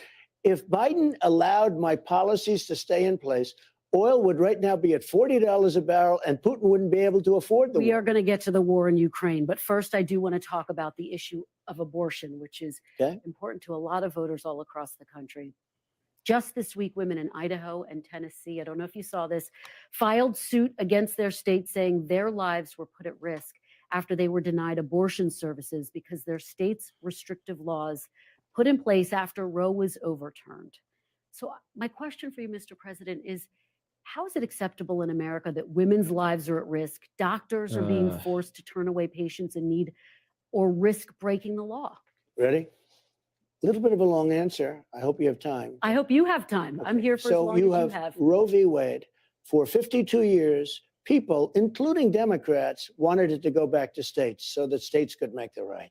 Roe v. Wade, I did something that nobody thought was possible, and Roe v. Wade was terminated, was put back to the states. Now, people, pro-lifers, have the right to negotiate for the first time. They had no rights at all, because the radical people on this are really the people, the Democrats, that say after 5 months, 6 months, 7 months, 8 months, 9 months, and even after birth, you're allowed to Mr. President, terminate the Democrats baby. aren't saying that. I just have to. Democrats are not saying that. Of course That's they do. not true. You have a Virginia governor, previous governor, who said after the baby is born, you will make a determination, and if you want, you will kill that baby. But The Mr. baby is President, now born. Democrats writ large are not talking about that. Only 1% of late-term abortions happen in always in the state of They are crisis. the radical people Okay. because nobody wants to see But does abortion after 5 months and 6 months and 7 months. And now it gave people that believe in pro-life. Look, just so you understand, it's pretty much 50-50. It's a 50-50 issue. Amazing. If you look at the charts, it's been 49-51. It's been like that for many years. Goes both ways. 51, both ways. Ready? I was able to do something which gave at least pro-life people a voice. Now it's going to work out. Now the number of months will be determined. Can you and you're answer going to have this something where question? everybody comes together. Does it bother you, though, that women say their lives are being put at risk? Do you feel you bear any responsibility? Because as you say, you are responsible. for What's having going Roe to v. Wade happen, this is an issue that's been going on for a long time, and it's a very polarizing issue. Because of what's been done and because of the fact we brought it back to the states, we're going to have people come together on this issue. They're going to determine the time because nobody wants to see 5, 6, 7, 8, 9 months. Nobody wants to see abortions when you have a baby in the womb. I said with Hillary Clinton when we had the debate, I made a statement, rip the baby out of the womb in the 9th month. You're allowed to do that, and you shouldn't be allowed to do that. Again, no one And is again, arguing listen, for that. That's look, not a part of anyone's platform, Mr. the Democrats are able to kill the baby after birth. Let me talk to you. Nobody wants that. That Democrats don't want that. So either. we're But gonna let's- come together. I want to know what. How can you speak for Democrats? You're supposed to be an objective interviewer and you're defending Democrats. She literally just defended Democrats. She just defended all Democrats. This is insanity, man. You want. I want to know what you're going to do if you're. We are reelected. going to Would come you sign together. federal legislation that would ban abortion at 15 weeks? No. Let me just tell you what I do. I'm going to come together with all groups, and we're going to have something that's acceptable. Right. That's exactly what I just said. This is where like far kind of like, and I'm not using this in terms of like how the left always did, but people that are really kind of far right, like hardcore right people, they can't stand that Trump wants to have a middle ground. It's the most realistic scenario for his position. He's in business of trying to get the best deal possible for all parties involved. Right now, to my way of thinking, the Democrats are the radicals because after 4 and 5 and 6 months, but you have to say this, after birth, you have New York State and other places that pass legislation where you're allowed to kill the baby after birth. Mr. President, I want to give voters who are going to be weighing in on this election a very clear sense of where I think you stand on this. they're all going to like me. I think both sides are going to like me. Let me, but let What's Mr. going President, to have to Mr. happen President, is you're let going to me have just to ask this question, listen. please. You're asking me a question. What's going to happen is you're going to come up with a number of weeks or months. You're going to come up with a number that's going to make people happy, because 92% of the Democrats don't want to see abortion after a certain period of time. If a federal ban landed on your desk, if you were reelected, would you sign it at 15 Are you weeks? talking about a complete ban? A ban at 15 weeks? Well, people are starting to think of 15 weeks. That seems to be a number that people are talking about right now. Would you sign that? I would sit down with both sides and I'd negotiate something, and we'll end up with peace on that issue for the first time in 52 years. I'm not going to say I would or I wouldn't. I mean, DeSantis is willing to sign a 5-week and 6-week ban. Would you support that? You think that I goes think what too he did far? is a terrible thing and a terrible mistake. But we'll come up with a number. But at the same time, Democrats won't be able to go out in 6 months, 7 months, 8 months and allow an abortion. And Kristen, you have to look at this because you said no. You have some states that are allowed to kill the child after birth, and you can't allow that. But Mr. President, Matt G. Hammond, $5 Rumble rant says, why does Trump bother with these legacy media hacks? I think he does it because he knows that he is going to destroy them and make them look bad. And it also, like, bottom line is there's still a lot of people in the middle that watch this stuff. There just is. And he doesn't have to convince me. He doesn't have to convince you. He's got to convince a lot of the people in the middle, and that's who he's got to target. So he's going to go in there. And Trump looks really good in this entire scenario. Anybody with a working brain and the slightest bit of common sense is going to look at this and go, yeah, Trump's really calm, cool, collective. And this woman seems very emotional and very biased. So that's the whole point. Again, no one is calling for a child to be killed after birth. No one's calling for that. But you to have be allowed. legislation. But let me just ask Kristen, you. you have legislation in certain states where it's allowed. Mr. President. The governor of Virginia, previous governor, who was a whack job. I call him the Michael Jackson governor. No one's talking that about that governor. as a part of their platform. I want to know what that governor said you can kill the baby after birth. But Mr. President, this is about what you would do if you were reelected. As you know, you upset. We will agree to a number of weeks, which will be where both sides will be happy. We have to bring the country together on this issue. Mr. President, when you talk about negotiating, I think a lot of people think to themselves, this is an issue that they care about deeply in their hearts. I care about it They know too. where they stand, and they want to know where you stand. As you know, some anti-abortion groups are really looking for some clarity from you. So let me just ask you to put a fine point on this. Should the federal government impose any abortion restrictions, or should it be completely left up to the states? No, I don't think you should be allowed to have abortions well into a pregnancy. But what about the question I just asked you? We're going to agree to a number of weeks or months or however you want to define it. And both sides are going to come together, and both sides, and this is a big statement, both sides will come together, and for the first time in 52 years, you'll have an issue that we can put behind us. At the federal level? It could be state or it could be federal. I don't frankly care. So you're not. It's such a level-headed fucking take, and this fucking woman is just out of her mind. Like, it's such a normal, level-headed take. He's not trying to create waves. He's just saying, we're going to make something work for everybody. She can't get her fucking head wrapped around it. My God. This chick is unhinged. Now, they say Trump doesn't have the temperament to be president, by the way. He sits here and takes this shit from these hacks all day long. Just calm, cool, collective. Just handling it, man. Not committed to a ban at the federal I will say level. this, everybody, including the great legal scholars, love the idea of Roe v. Wade terminated so it be brought back to the states. It sounds like that's what you think too, that Well, it should I remain would- a state I would issue. say this, from a pure standpoint, from a legal standpoint, I think it's probably better, but I can live with it either way. It's much more important. The number of weeks is much more important. But something will happen with the number of weeks, the amount of time after which you can't do it. And you know what? The most powerful people that are anti-abortion are okay with that now. And you know what? They weren't okay with that even a year ago. Your former Vice President, Mike Pence, believes that a fetus should have constitutional rights. Do you believe that, Mr. Well, President? Mike Pence said something about 15 weeks, too, which was a big change for Mike Pence because Mike Pence had no exceptions. I have exceptions, by the way. I think people should have exceptions. I think if it's rape or incest or the life of the mother, I think you have to have exceptions. Does a It's very fetus have important. constitutional rights, And Mr. a lot of President? people, when they don't have exceptions. Now, I will tell you that I think most people, most Republicans are willing. You go life of the mother, rape, incest. I think most of them are there. But should a That's a fetus big have Oh my God, look at her.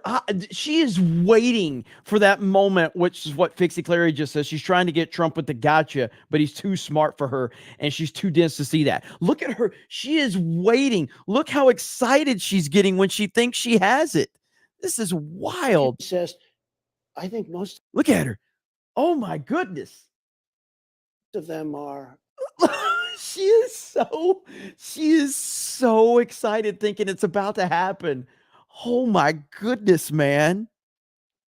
Are there. But should a That's a fetus big have statement. constitutional rights, Mr. President? Well, Just- I don't know what he's saying because before he wanted, you couldn't have abortion. what at are all. you saying? Now all of What a do sudden, you think? excuse me. Now all of a sudden he's saying 15 weeks. I said, wow, where did that come from? That's a radical change. Look, something is going to happen that's going to be good for everybody. And that's what I'm almost like a mediator in this case. They wanted Roe v. Wade terminated because it was inappropriate. We got it done. Something's going to happen. It's going to be a number of weeks. Something's going to happen where both sides are going to be able to come together. And then we'll be able to go into other things like the economy, our military. Are you saying a federal ban with exceptions? Is that what you're saying? What I say is very simple, because you can't put words in my mouth like that. I Because just you've been wanna hearing me talk about this issue, and I think talk about it very productively. It could be a state ban. It could be a federal ban. But Democrats want that too. Democrats don't want to see abortion in the 7th month. Okay, I speak to a lot of Democrats. They want a number. There is a number, and there's a number that's going to be agreed to. And Republicans should go out and say the following, because I think the Republicans speak very inarticulately about this subject. I watched some of them without the exceptions, et cetera, et cetera. I said, other than certain parts of the country, you're not going to win on this issue, but you will win on this issue when you come up with the right number of weeks, because Democrats don't want to be radical on the issue. Most of them, some do. They don't want to be radical on the issue. They don't want to kill a baby in the 7th month or the 9th month or after birth. And they're allowed to do that, and you can't do that. I have a very robust foreign policy section to get to. Okay. I do want to give you an opportunity to talk about some of your legal challenges. So if we could do that first, and then we'll move on to foreign policy.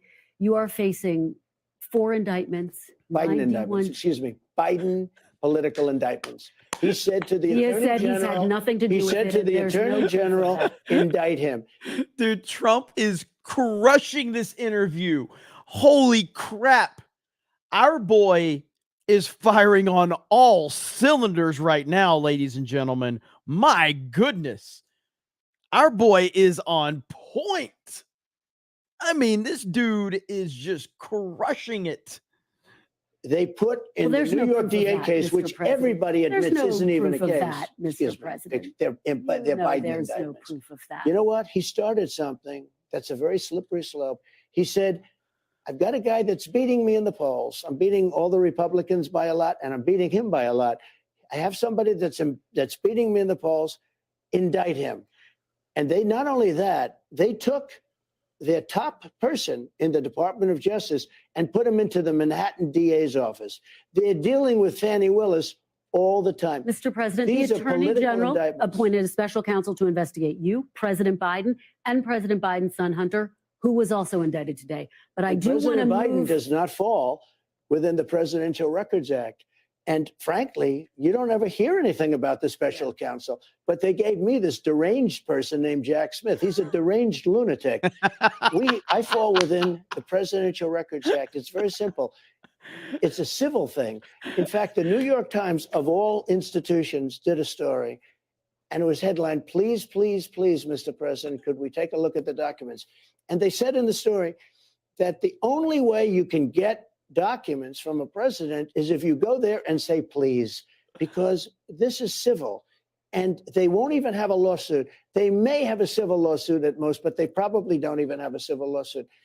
And this should never have been an indictment. There's no criminal. Now, there is criminal for Joe Biden because he was a senator and he was a vice president. Well, the charges And as you're a facing senator don't have and a anything vice to do with the president. Presidential Records Act. But let me ask my question so we can get to foreign Now, wait a minute. policy. This comes within the Presidential Records Let me Act. ask. That's what it's about. It's Let me about just records. ask these questions, and then we can move on to some other topics. You are facing 4 indictments, 91 felony charges. If you would say it properly, I'm facing 4 Biden indictments. He told the Justice Department to indict him, or Merrick Garland said, let's indict him. Let me ask you this, Mr. President. They indicted their political opponent. I just want to hear from you on this. I want to know what's in your head. When you go to bed at night, do you worry about going to jail? I've seen No, this I don't part. really. I don't even think about it. I'm built a little differently, I guess, because I have had people come up to me and say, how do you do it, sir? How do you do it? I don't even think about it. These are corrupt people that I'm dealing with. They're destroying our country. I don't even think about it. All I think about is making the country great, making America great. Look, these are political, these are Banana Republic indictments. These are third world indictments. The president of the United States sees how we're doing. We have a movement, the likes of which has never happened in this country before. And you see it with the polls. I mean, I'm up on these people by 60 points and 59 points. I don't mean I'm at 59. I'm leading them by 59. You almost say, like, why are they campaigning? Asa Hutchinson, he's at 0. Christie's at 2. Other ones are at 1. DeSanctimonious is at 9. I just see a poll coming. I mean, I'm leading him by 60 points. Mr. President. And you say, why are they doing it? But here's what they did. They saw this happening. And he went to the Attorney General of the United States and he told them, indict Trump. There's just no evidence of that, Mr. why? President. Because you mean But he's not- let's stay on Look at track. all the lies he's Mr. told. President, I want to talk Kristen, about wait a minute. you. Wait. Could I say one thing? Look at all the lies he's told over the last couple of weeks. He said he was at the World Trade Center, and he wasn't. He said he flew airplanes, right? He didn't. Get him. He said he drove trucks, and he didn't. Everything he says is like a lie. It's terrible. Mr. President, Even his handicap I in golf, wanna he said he's stick- a 6. He's not a 6. I want to stay focused on you for the Ah. purposes of this interview, okay? Because it's important that we hear from you. Then why did you ask him about Nikki Haley? And why did you ask him about Mike Pence? Why did you ask him about these people if you want to stay focused on him? About all of this. Well, I'd like you to, but you keep interrupting me. Tell me, Mr. President, tell me what you see when you look at your mugshot. I see somebody that loves this country in me, that loves this country. I see tremendous unfairness. I think very few people would have been able to handle what I handled. When I was coming down the escalator with Melania, I was already under investigation because they saw how well I was doing in the polls. And it just got worse and worse. And we caught them. We said they were spying on our campaign. It turned out to be true. They had the fake dossier. That turned out to be true. It was paid for by the Democrat Party. It was all fiction. All of these things happened. Impeachment hoax number 1, impeachment hoax number 2. I've been treated very badly, and I've won every single time. When you say, do I sleep? I sleep. I sleep because I truly feel that in the end, we're going to win. I think we're going to win an election the likes of which nobody's ever seen before. I don't think anything's going to stop it. Nothing's going to stop it because people see what's happened to our country. We're not respected in the world. Look at other countries. Look at what's happened. Everybody's going to the side of China, Russia, Saudi We're going to Arabia. talk about that. No. Mr. President, Let him I fucking wanna answer. delve into foreign policy, but let's get through this. And then I want to Jesus talk to you about all of Christ. those issues you just talked about, Mr. President. Such By the way, do you think- disrespect. Such disrespect. Let me let's I don't think we want to see her face, but here. All right, hang on. So let's get it on our boy. Russia.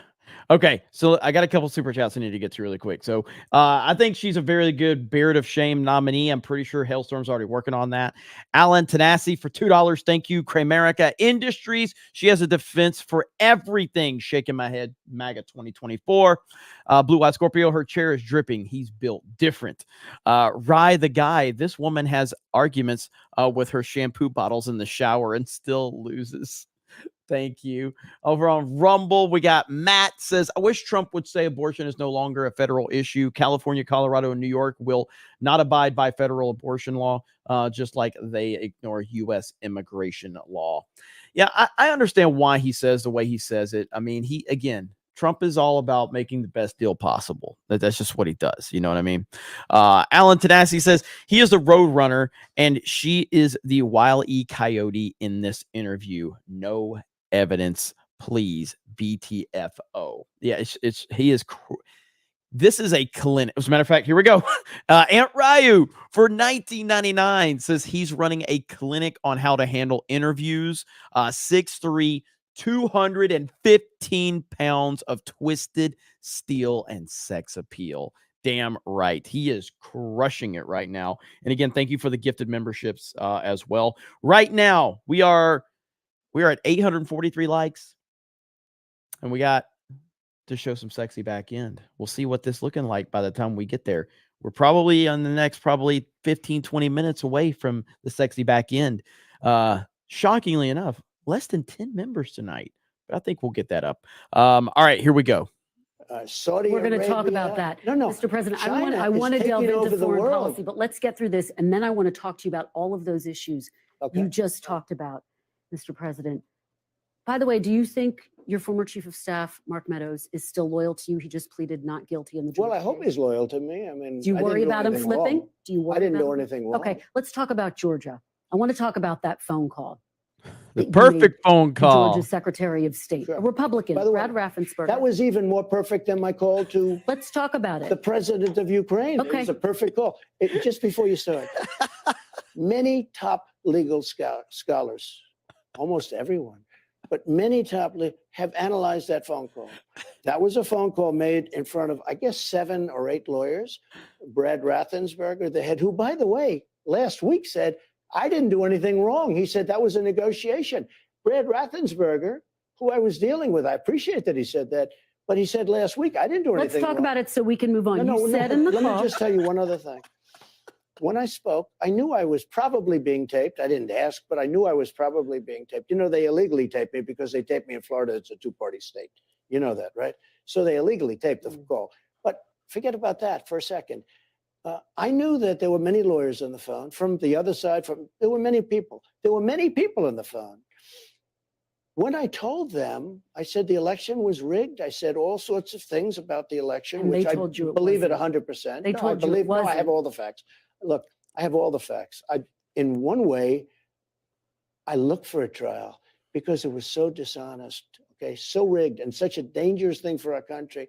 We have to have borders and we have to have fair elections. We have neither. But let me I want to talk about the border. I want to talk about the border, but we have to when get I through spoke in this. front of Brad Raffensperger, who again last week said I didn't do anything wrong. Well, it Brad sounded like you were Raffensperger asking for him to said come it up was with a negotiation. 11,000 votes. No, and you know that. You're terrible when you say this. You're off to a bad start.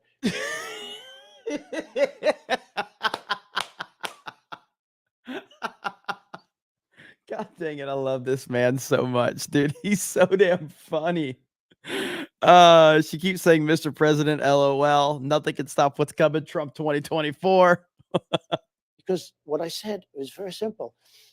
I got cheated in this election. He told you, and didn't. all I need is like 11,000, whatever the number was. Brad I got cheated Raffensperger, in who's the a election. Republican, said you didn't get Well, he said that, but we have to go and see. You know, there's some court cases out there. We want to go into Fulton County and we want to see the real votes. And it's so hard. He said they looked into it. The election had been They can certified look into 3 it. I times. don't want them. I want to look into it.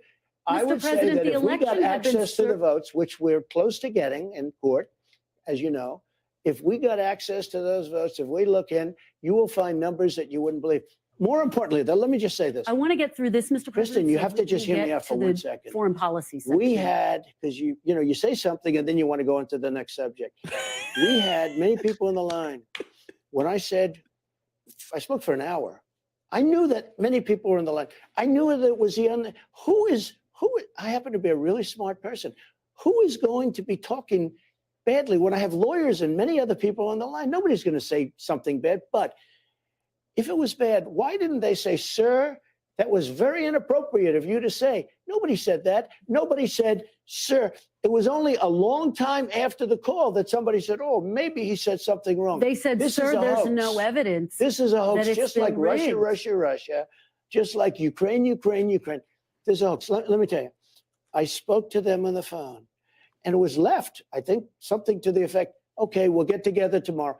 Nobody said, sir, you shouldn't speak. If I said something incorrect, one of the lawyers for the state of Georgia, which I love, one of those lawyers would have said, sir, you'll have to take that back. That's an inappropriate The statement. Republican Secretary Nobody of State that. said there was no evidence to fraud. He said he'd looked into it. The election had been certified 3 times You're when you made talking that about call. a different subject. If I said something wrong on the call, he or one of his many lawyers that were on the call would have said, it's inappropriate what you just said. Nobody said that. We had a normal phone call. They said there's This no became- evidence of fraud. He also said, I did nothing wrong last week. Do you have any regrets about that call? No, Whatsoever? None whatsoever. Okay. I called to complain about an election. Okay. And I have every right to do that. Would you say, do you think I have a right to complain about an election? You have a right to take your case to court, which you did 60 times. No, and I you didn't do win. 60 times. They wouldn't hear it based on all sorts of crazy, they wouldn't hear. We never got a trial. judges would look at stuff, say, I'm not getting involved. They didn't want to get involved. Let's keep moving so we get through. If you take a look at the evidence, we have so much evidence. If you take a look at the evidence, even you, I could convince. You were going to hold that press conference, but you never did with the evidence. No, because I'm using it in my court case instead. Okay. I want to ask you about the case related to Mar-a-Lago. A new charge suggests you asked a staffer to delete security camera footage so it wouldn't get into the hands of investigators. Did you It's do false. that? It's Totally false. But let me tell you what Would you else. testify Let to me that tell- under Sure, oath? I'll testify. You to that. testify to that said he under oath? would. It's a fake charge by this deranged lunatic prosecutor who lost in the Supreme Court 9-0, and he tried to destroy lots of lives. He's a lunatic. So it's a fake charge. But more importantly, the tapes weren't deleted. In other words, there was nothing done to them. And they were my tapes. I could have fought them. I didn't even have to give them the tapes, I don't think. I think I would have won in court. When they asked for the tapes, I said, sure, they're my tapes. I could have fought them. I didn't even have to give them. Just so you understand, though, we didn't delete anything. Nothing was deleted. So that's false. The people who testified. Number one, the statement is false. Much more importantly, when the tapes came, and everybody says this, they weren't deleted. We gave them 100%. Okay.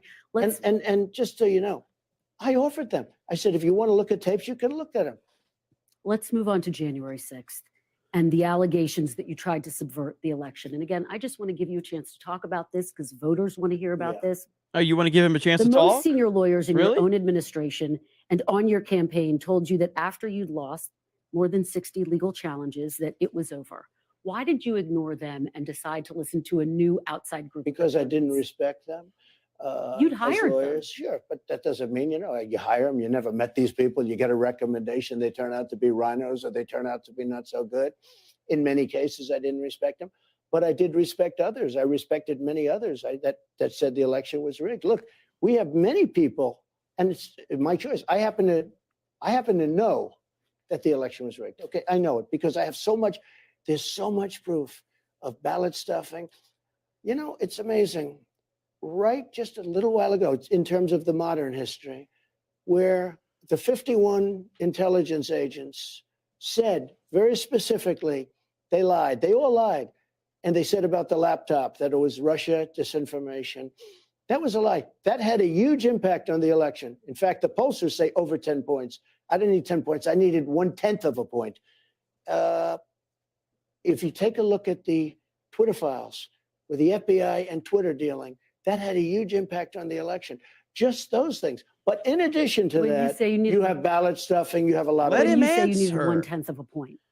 You needed 1/10 of a 1/10 of a point. point. I needed a very small. I win? think somebody said 22,000 votes. To win? Yes. Yeah.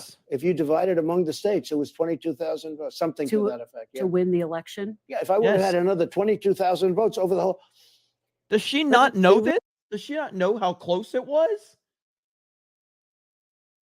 Big election. If you look at But Pennsylvania, Mr. President, if you you're look at saying you all this needed more stuff- votes to win the election. Are you Excuse me. acknowledging you if didn't you win?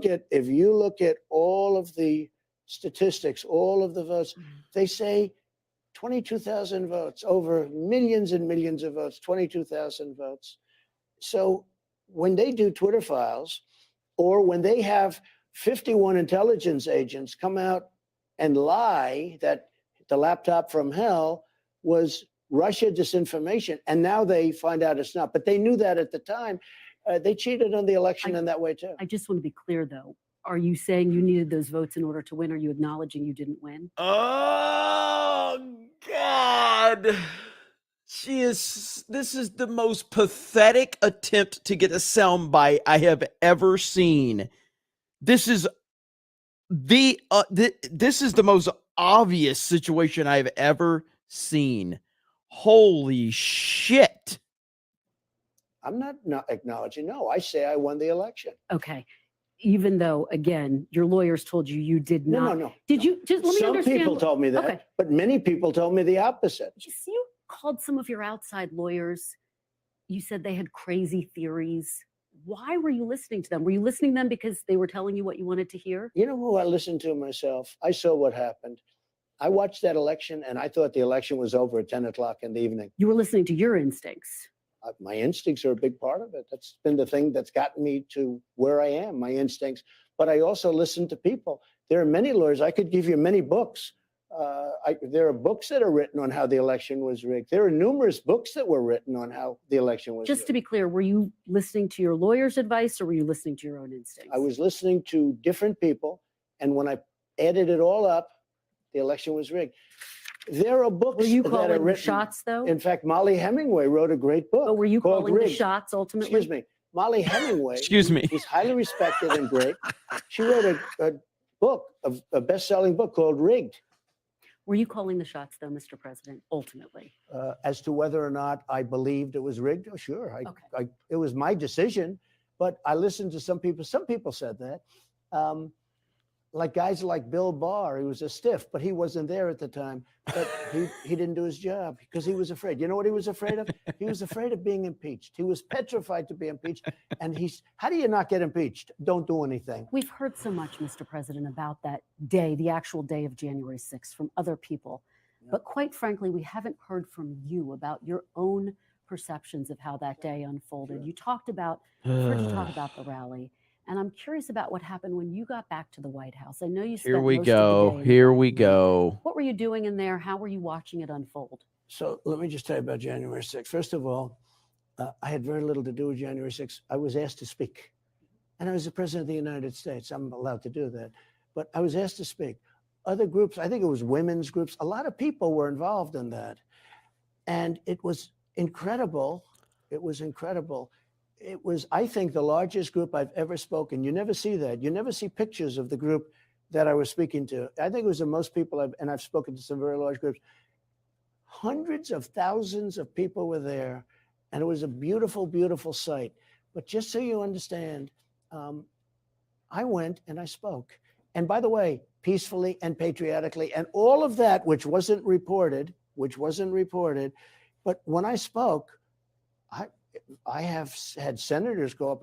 They said, I've never heard you speak so moderately. You were very moderate. What happened when you got back to the White House? Well, wait, let me just say.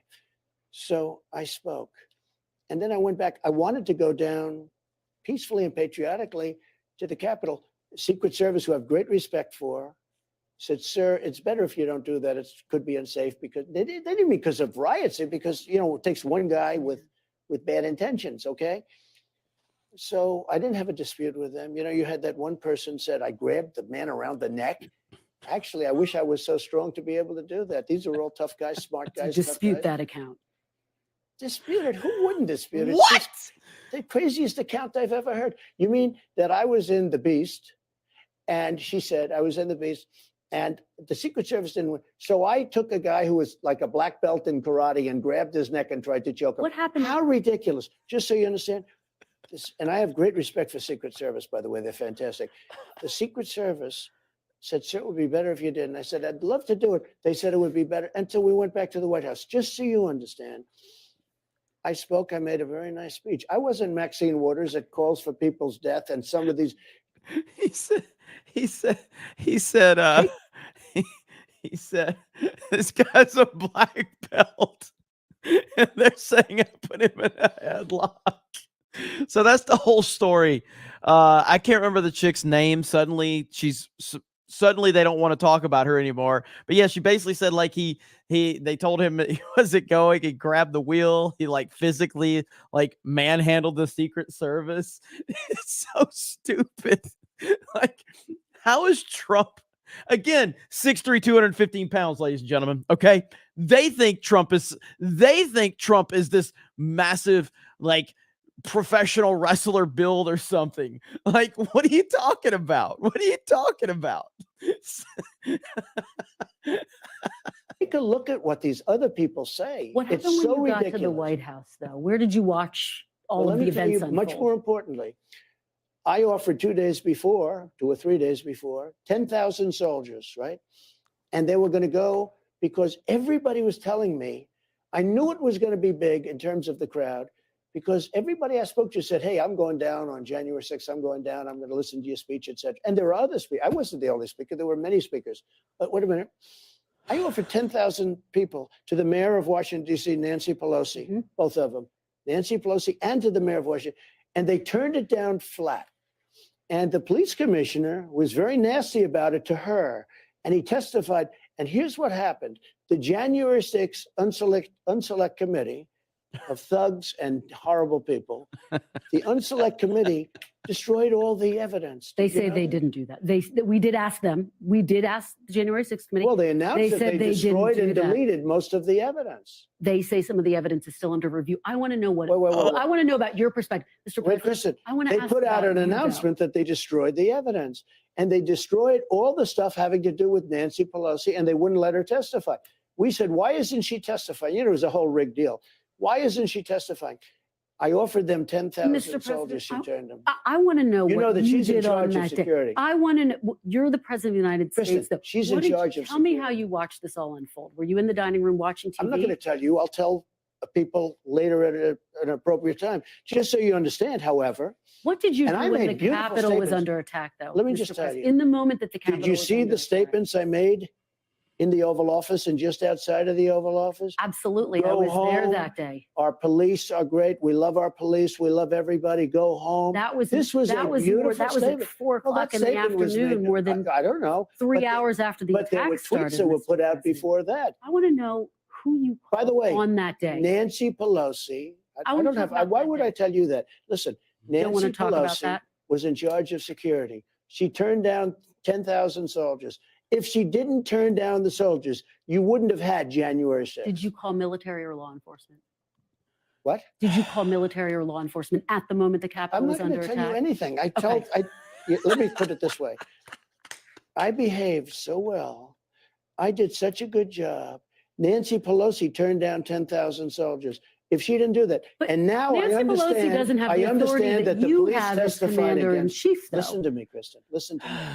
I understand that the police testified against her. The chief very strongly against her. Capitol Police, great people. They testified against her, and they burned all the evidence. Okay, they burned all the evidence. Mr. They President- destroyed all the evidence about Nancy Pelosi. What do you say to people who wonder why you as commander in chief, you have authorities that Nancy Pelosi doesn't have as commander? He's not the fucking dictator that you fucks keep making him out to be. It's why when these Democratic cities were burning to the fucking ground with Black Lives Matter, he offered assistance. The Democratic leadership turned it down. He offered it, but they refused it. This is what happened with COVID. He allowed the states to make up their minds. He's not the dictator that you claim he is. And I know that bothers you. Good Lord. She has authority over Why the didn't you Capitol. send help in that moment, though? Frankly, just so you understand, I assumed that she took care of it. She turned down. But when you realized that the National Guard wasn't coming, Well, when you help don't wasn't realize coming? anything until quite a while. National Guard not coming. I asked it to be there 3 days in advance, and she turned it down. She says that request was never officially made. Oh, just stop so it. you know. Let me just tell you. Let me ask you The about mayor of pardons, let me Mr. tell you. President. The mayor of D.C. gave us a letter saying that she turns it down. Okay, we have it. Nancy Pelosi also was asked, and she turned it down. The police commissioner talking of about the Capitol day of, Police, though. wait a minute. Yep. Capitol Police said that he wanted it, and Nancy Pelosi wouldn't accept it. She's responsible for January Let's- 6th. Mr. President. Nancy Pelosi Get is her, Trump. responsible. Mr. And President, the you're the J6 president, committee though. You refused to interview you have her. authorities that no one else has as the commander in chief. Oh Do you think you showed leadership on that? day? Yes, absolutely, I did. Okay. And I showed calm. Nancy Pelosi is responsible for the security, and she did a terrible job. Looking and by the way, forward, from what I understand, they burned all the evidence. okay. She says she never got an official request. They say they Oh, didn't, she's but that's so- what you're saying. Oh, really? Let's talk about. And her daughter taping her. Let's Her talk daughter about- happened to be a documentary. Let's talk about potential a documentary pardons. worker just happened to be there Let's- taping her at the time. Let's talk about potential pardons because a lot of your supporters are wondering about that. Proud Boys leader Enrique Tarrio was sentenced to 22 years in jail. Now that you know what the sentence is, 22 years in jail, will you give him a pardon? Will Are you you give ready? other Proud Boys a I pardon? don't know him. I never met him. I never heard of him until I started reading this Will you stuff. pardon him? But Let I him wanna tell fucking you, answer. He and other people have been treated horribly. Antifa kills people, and those guys didn't even get tried in many cases. Yep. There's no They evidence put that these Antifa was guys in there. jail for 17, 18, and 22 years. They didn't kill anybody. Some of them never even went into the Capitol. Some of them weren't even in D.C., and they got a 22 or a 17-year sentence. 16, 18, More than 1,000 15, people have 22. been Wait a charged, minute. Mr. Wait a President. minute. Yeah, 1,000 people. How many people, let me ask you this. How many people were charged for destroying Portland? How many people were charged for burning Will you down give the him a police pardon? precinct and Will the you courthouse pardon him, though? Will you pardon him? in Minneapolis? I'd certainly look at it. I'd look at that, and I'd look at all the other people that have suffered, the J6 people.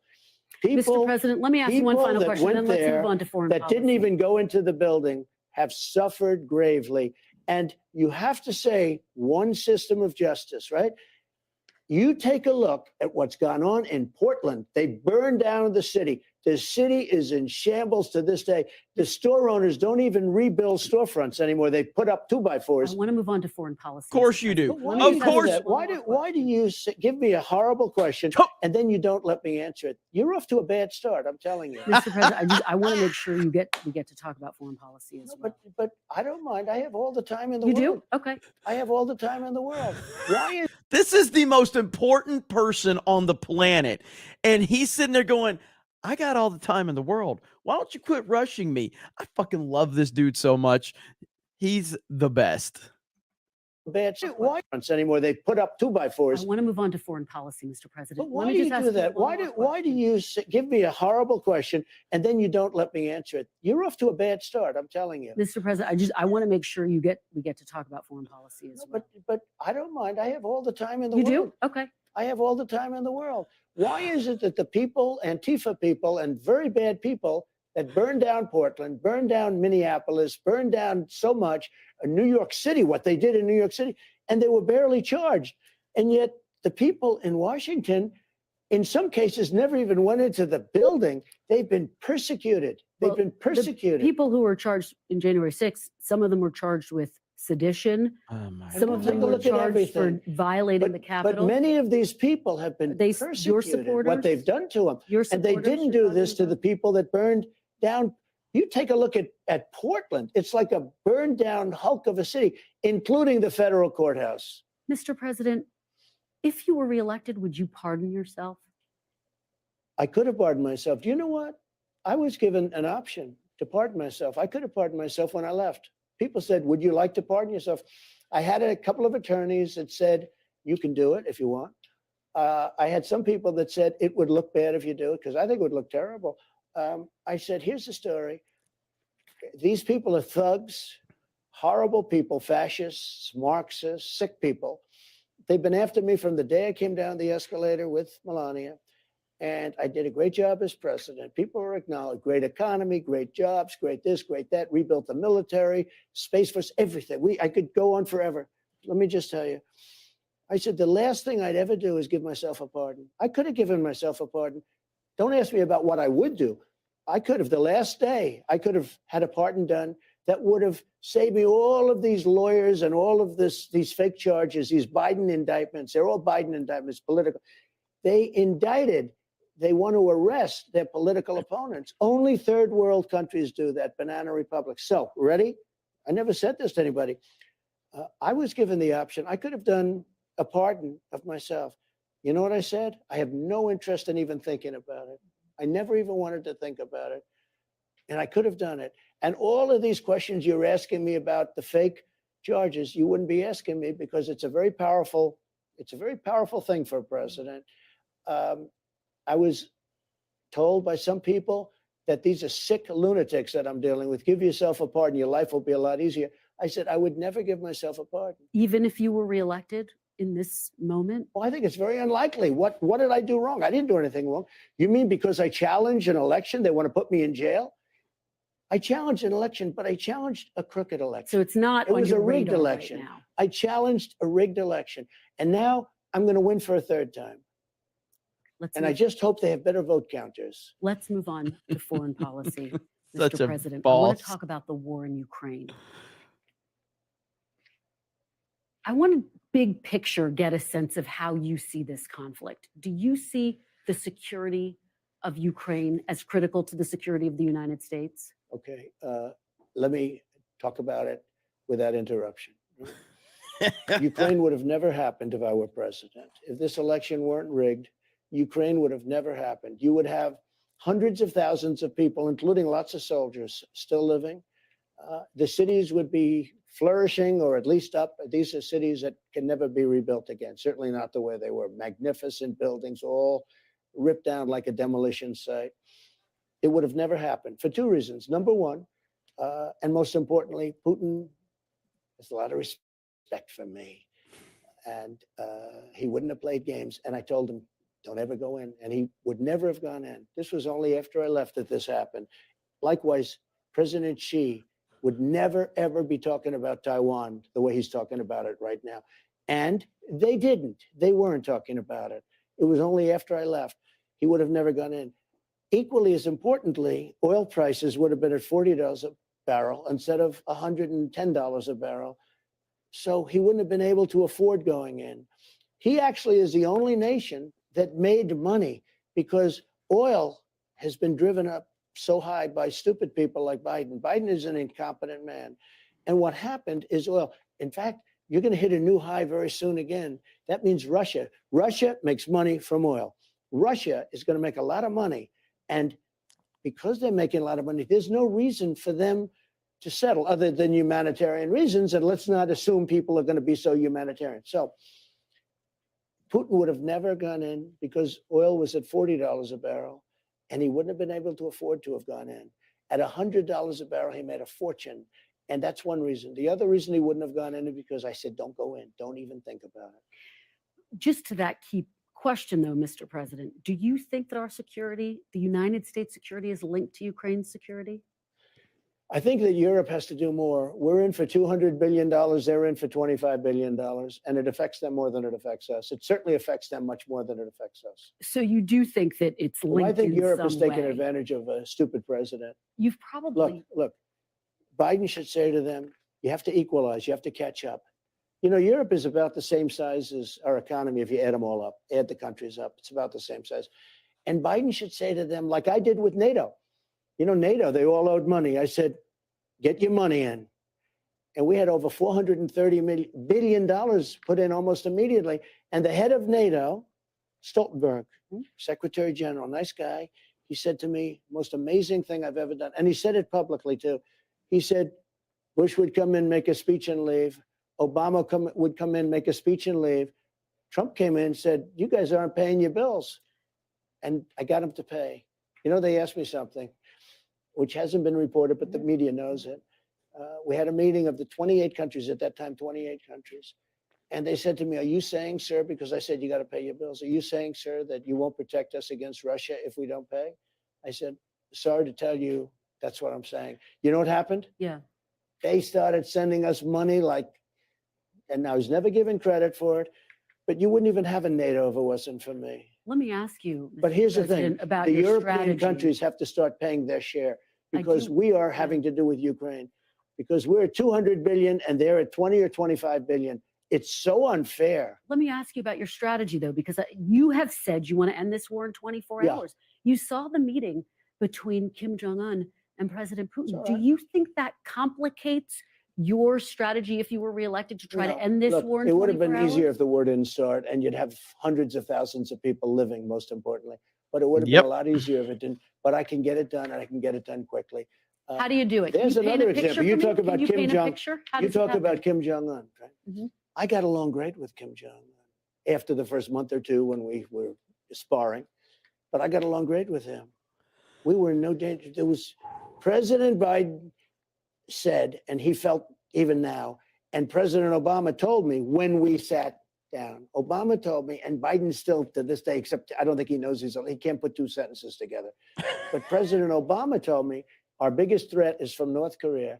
We're going to end up in a war. We didn't end up with a war with North Korea. We were going to make a deal. I would say I would have had a deal made with North Korea shortly after the election, had the election not been rigged. How do you end this war, though? Talking of deals, how do you end this war in Well, I 24 can't hours? tell you exactly because Exactly. if I did, people understand. If I tell you exactly, I lose all my bargaining chips. I mean, you can't really say exactly what you're going to do, but I would say certain things to Putin. I would say certain things to Zelensky, both of whom I get along. Don't forget, Zelensky did something that was very honorable. They asked him, it didn't stop these animals from impeaching me, but, one of those things. They asked him, did Trump do anything wrong? He said, absolutely not. It was a very normal phone call.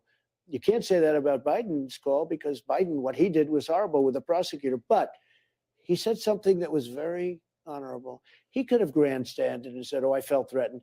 He said that President Trump did absolutely nothing wrong on the phone call. Some people hear you say you're going to end the war in 24 hours, and they worry that means President Putin is going to get to keep the territory he's unlawfully I'd make a fair claimed. deal for everybody. Nope. Doesn't mean that. Wouldn't be a win for Putin. That's something that could have been negotiated because there were certain parts, Crimea and other parts of the country that a lot of people expected could happen. You could have made a deal. So they could have made a deal where there's less territory right now than Russia's already taken, to be honest. And you could have made a deal where nobody was killed. They had a deal. They would have had a Ukraine country. Now nobody even knows if Ukraine is going to be totally taken over. I will say this. Something's going on, and it's not good for Ukraine because the news is no longer reporting about the war, the fake news. They don't report about the war anymore. You don't find much reporting. That means that Ukraine's losing, okay? I see very little reporting from NBC, your network. I see very little reporting from NBC, ABC, from CBS, from anyone about the war. It used to be you'd go and you'd watch, even a couple of months ago, you'd watch all of this great strategy. The spring offensive never happened. Ukraine's spring offensive never happened because they were met with a wall of armaments and bombs. President Putin's worried people are losing interest. President Zelensky's worried that people are losing interest in this war. As you're saying, no, I'm Mr. just saying, President, how I'm not seeing anything about the war anymore. To me, that means that probably because the press is fake and very discredited, that would mean that, look, here's my attitude on the war. I just want people to stop being killed. I was asked by that ridiculous CNN group during my town hall, whose side are you on? I said, I'm on the side of people stop being killed. I don't want to see people killed. They're being killed by the thousands and thousands and thousands. And that's the side I'm on. I don't want, and you know what? People like that answer, to be honest. And I stay with that same answer. I want people to stop being killed. I want to ask you about something President Putin said about you this week. I don't know if you've seen it. This was very recent. President Putin said, quote, "We surely hear that Mr. Trump says he will resolve all burning issues within several days, including the Ukrainian crisis. We cannot help but feel happy about it." What do you make of that? Do you welcome this I support? like that he said that because that means what I'm saying is right. I would get him into a room, I'd get Zelensky into a room, then I'd bring them together and I'd have a deal worked out. I would get a deal worked out. It would have been a lot easier before it started. She just proved Trump's point. She just with Putin saying that, he's confirming that Trump is the best answer for not only America, the entire world.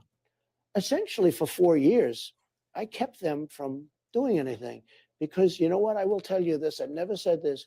Ukraine was the apple of his eye. I said, don't ever do it. Don't ever do it. He would have never done it. But again, oil prices. He wouldn't have done it because of me, but oil prices. The prices were so high that he had so much money. So he had all this money to prosecute the war. The one who drove up the prices was Biden. Given that President Putin has bombed maternity wards, 20,000 kids kidnapped from Ukraine by Russia, mass graves. Do you welcome his support, his all but endorsement? Look, I had a very good relationship with him, and yet nobody was tougher on Russia than me. I stopped Nord Stream 2. You never heard of Nord Stream 2. That was the pipeline until I got involved. I said Nord Stream 2, people that were sophisticated, military people and political people never heard of Nord Stream 2. I had it ended. The pipeline was dead. Biden came in and he approved it. There was nobody tougher than me with Russia, and yet I got along with Putin. Let me tell you, I got along with him really well. And that's a good thing, not a bad thing. He's got 1,700 nuclear missiles, and so do we. But look, that's a good thing. Getting along is okay, but I got along through strength. And the war would have never happened. The war would have never happened. Now what's happened? It's so bad.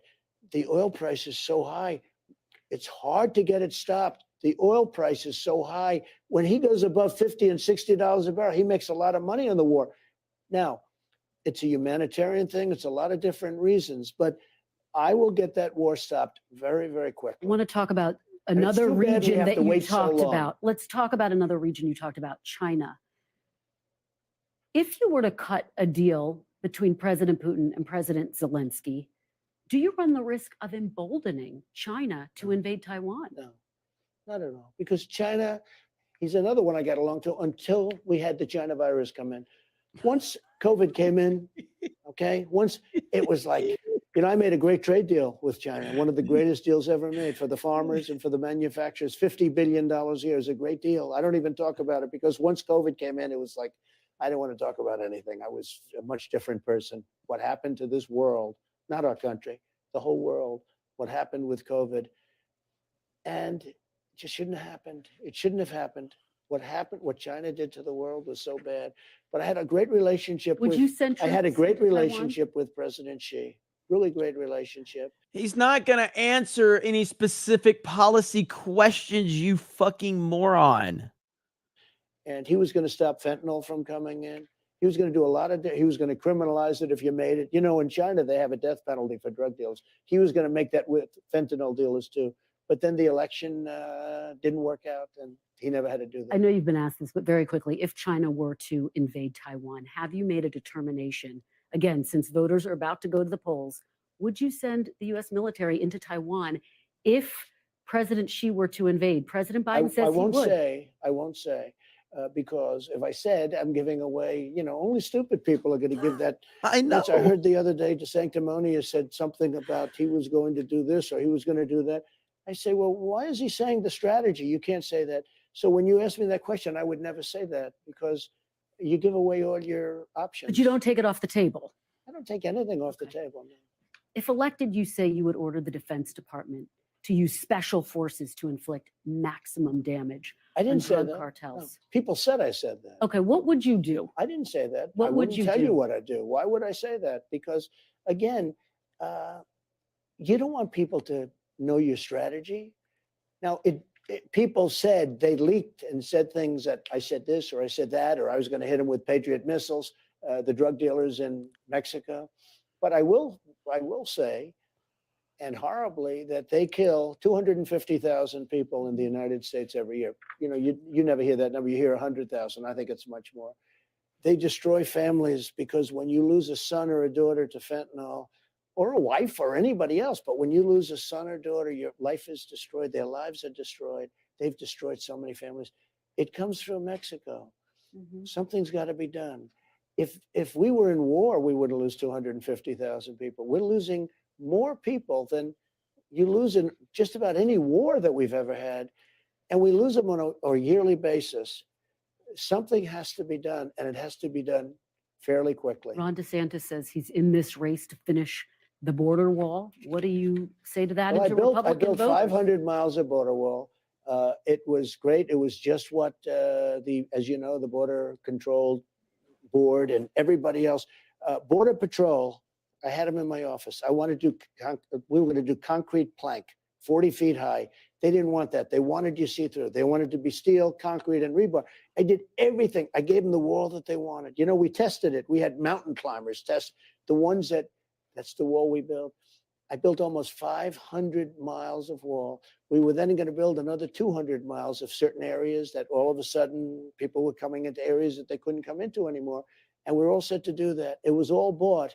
And all Obama had to do, all Biden had to do, it could be Obama too, because a lot of people think he's calling the shot. So who knows? But all Biden had to do is go out and put it up. And he not only didn't put it up, he took it off the site and they put it in yards hundreds of miles away so that Texas and Arizona couldn't get it. I had the safest border in history. I had the best border in history. We had the lowest drug numbers for years and years and years, decades. We had the lowest drug numbers. We had the lowest human trafficking numbers. We had the least number of people coming across. All he had to do is go to the beach like he does all the time. If he went to the beach and didn't do anything, we'd have a great border right now. Final question, Mr. President. You have met with prime ministers, kings, queens, dictators. You've seen it all. As you think about the possibility of a second term, do you still think that democracy is the most effective form of government? I do. I do, but it has to be a democracy that's fair. This democracy is, I don't consider us to have much of a democracy right now. They indict their political opponent. Free speech is shot because the press is very dishonest. Very dishonest, I have to say. Even the way you fight me on simple questions like, the border and this, you fight me so much. And I'm saying, why are you fighting me? When I first ran, the approval rating of the media was very high. And now it's very low and maybe below Congress, which is pretty hard to believe. People understand what's going on. We need a media that's free and fair. And frankly, if they don't have that, it's very, very hard to straighten out our country. Did you feel as president you had enough power, though? If you were reelected, would you try to find ways? For example, there's a report you're looking into firing potentially people within the federal government who aren't necessarily perceived to be loyal. Would you need more power? Do you Well, think? just so you understand, that's what the Democrats do. Okay, they do it in spades. Would you do that? They do it at a level that you wouldn't believe. I mean, nobody's ever done. No, I wouldn't do that. I want great people, whether they're Republican or Democrat. I want great people, but I want people that love our country, not people that hate our country. Anything else you'd like to say? No, I think it's good. I think we did. Is, I think we did a lot. Is there any scenario by which, because Ron DeSantis says if you were elected, he'd have 2 terms and you'd only have 1 more term. Is there any scenario by which you would seek a 3rd term in office? No, just so you understand, when DeSantis says that, that means he's not your man. He's not your man anyway, because he's a very untalented guy, and he's proven that. He started out, everybody was talking to him. After I worked him over a little bit, he's gone down the tubes. I don't think he's going to end up being number 3 or 4. He just had a poll today. He was number 4. And by the way, the one that was number 2 was 59 points behind. So, it's very interesting. But when somebody says 8 years, we need 8 years. No, in 6 months to a year, many of the problems, almost all of the problems that you and I have just spoken about will be solved. Anybody that says they need 8 years, you don't want that person. Thank you, Mr. President. Thank you. I really appreciate it. Thank you very much, and good luck. We went all around the Good horn luck. today, and I Yes, you appreciate did. it very much. God, she's so disingenuous. Trump handled it like a freaking boss. Fantastic job by President Trump. That was great. Okay. So we definitely have some super chats to read and all of that stuff. I appreciate you guys for hanging with me through all of that. And we're at 1,000 likes, ladies and gentlemen. We are at 1,000 likes. Holy crap. Here we go. How the hell are all of you? I'm sorry I had to be quiet, but hey, it was awesome. It was good stuff from President Trump. And now we're at 1,000 likes. Let me read a few super chats and then we will talk about everything. Let's see. Stuart Hamilton, she's right. There is no evidence that Trump did anything wrong. Trump is going to humble this lady with the 199. Coalie says, I love that she keeps saying, let's move on, and immediately brings said subject back when she needs sound bites from Trump. 100%. Alan Tanasi says, it was a perfect speech. I wasn't there, but yeah. Chris from Michigan, that story is true. I saw it. It took a dozen Secret Service officers to get Trump in the car. He was screaming 199. I mean, I'm okay with that one then. Let's see. Hayden says they said they didn't commit a crime. So we believe them, NBC. Hell yeah, man. Unbelievable stuff. Alan Tanasi, there was national security less than a mile west morning before there. So I heard. And then 1-6 was a worse than D-Day and not as bad as Lola. Is Lola still in the chat? Hayden, this is an attempt to smear. Campaign failed. If you pay attention to anything, no, democracy isn't what's best. We are a constitutional republic. Trump needs to use that as his answer. Yeah, I mean, overall, I get 100% on that, Hayden. And I mean, Trump crushed that interview. He absolutely crushed it. That was a grand slam, and a masterclass in how you handle these things. You guys have been patient long enough. We got a couple things. We've got sexy back end. All right, we've got sexy back in, and we have Beard of Shame. I don't know where Hailstorm is on Beard of Shame, but I'm sure he's been working on it. But we are at 1,000 likes, so here we go. Here we go. Sexy back in time. Boom. There we go. 1,000 likes, $850 in chat revenue. And of course, you add the Rumble in. That puts us right at about $1,000 in chat revenue. Only 9 members, which is kind of crazy. But there's Kaiser. Let's see. With the new member, we got Anima Chain says Trump choke slams disloyal Secret Service agents. Let's see. Eric K. I saw Trump in the WWE. He would open a can of whoop ass on security. Yeah. So look at that sexy back end, crushing it. And yeah, another successful night. And again, thank you to all the Rumble people. And I will read your Rumble rants as well. And I'll continue to read the super chats. But look at that. Look at those emojis just flying. What is this thing right here? What is this right here? Just like a dinosaur? Krista, you're an expert on emojis. What the heck is this? The heck is that? Krista, you got to come in here and tell me. It's that one, and then there's this blue-headed thing that's laughing or whatever. I see that one all the time too. I don't know where Krista's at. Maybe she's not here. But yeah, let me fast forward this to where we are. It's Hayden. We'll leave Hayden on screen. How about that? Hayden Wayne in the house. Yeah, there it is. That one, SBZ. What the hell? Now the whole chat's going crazy with those. What are those? I need to know. Snake pit never fails like Trump doesn't fail. That's right. That is right. Movie Times Today gifting a D-Day Cobra membership. Thank you. Appreciate that. Now we got is that Frankenstein? Oh my God. Now the chat's gone absolutely insane. And of course, Chris is not here. Our emoji queen is not here. I figure she would be here to enjoy all the emojis. I guess she's not here. So, Krista, whenever you show up, just pop in. All right. I'm here. Oh, there she is. Oh, okay. You see all these emojis? Yeah, those are the YouTube emojis. Oh, okay. What's that dinosaur? That pink dinosaur or whatever? I don't know. Just I don't know. It's a YouTube emoji. Oh, it's going crazy. It's going crazy now. Keenan says, "Yay, Krista." Yay, Keenan. Let me see here. All right, fantastic. Mr. Knox says, despite the massive headache I have today, listening to that Trump interview was a chef's kiss. Hail, Jeremy. Hail, chat. Scanning in 199. Thank you so much. Appreciate that, man. All right, so let me read a couple. I think there was some that I needed to go back and see. Alex in the house. Alex has me in his profile picture. I think I've gotten fatter since that picture. Man, I've gained weight. Have I gained weight, Krista? Am I fat? I don't know. Krista left. Looks like I've supposed to answer that. Yeah, have I gotten fatter since then?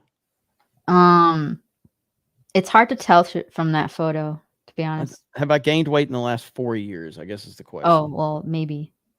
Okay. I mean, it's 4 years. I got to stop eating Culver's every day. Yeah.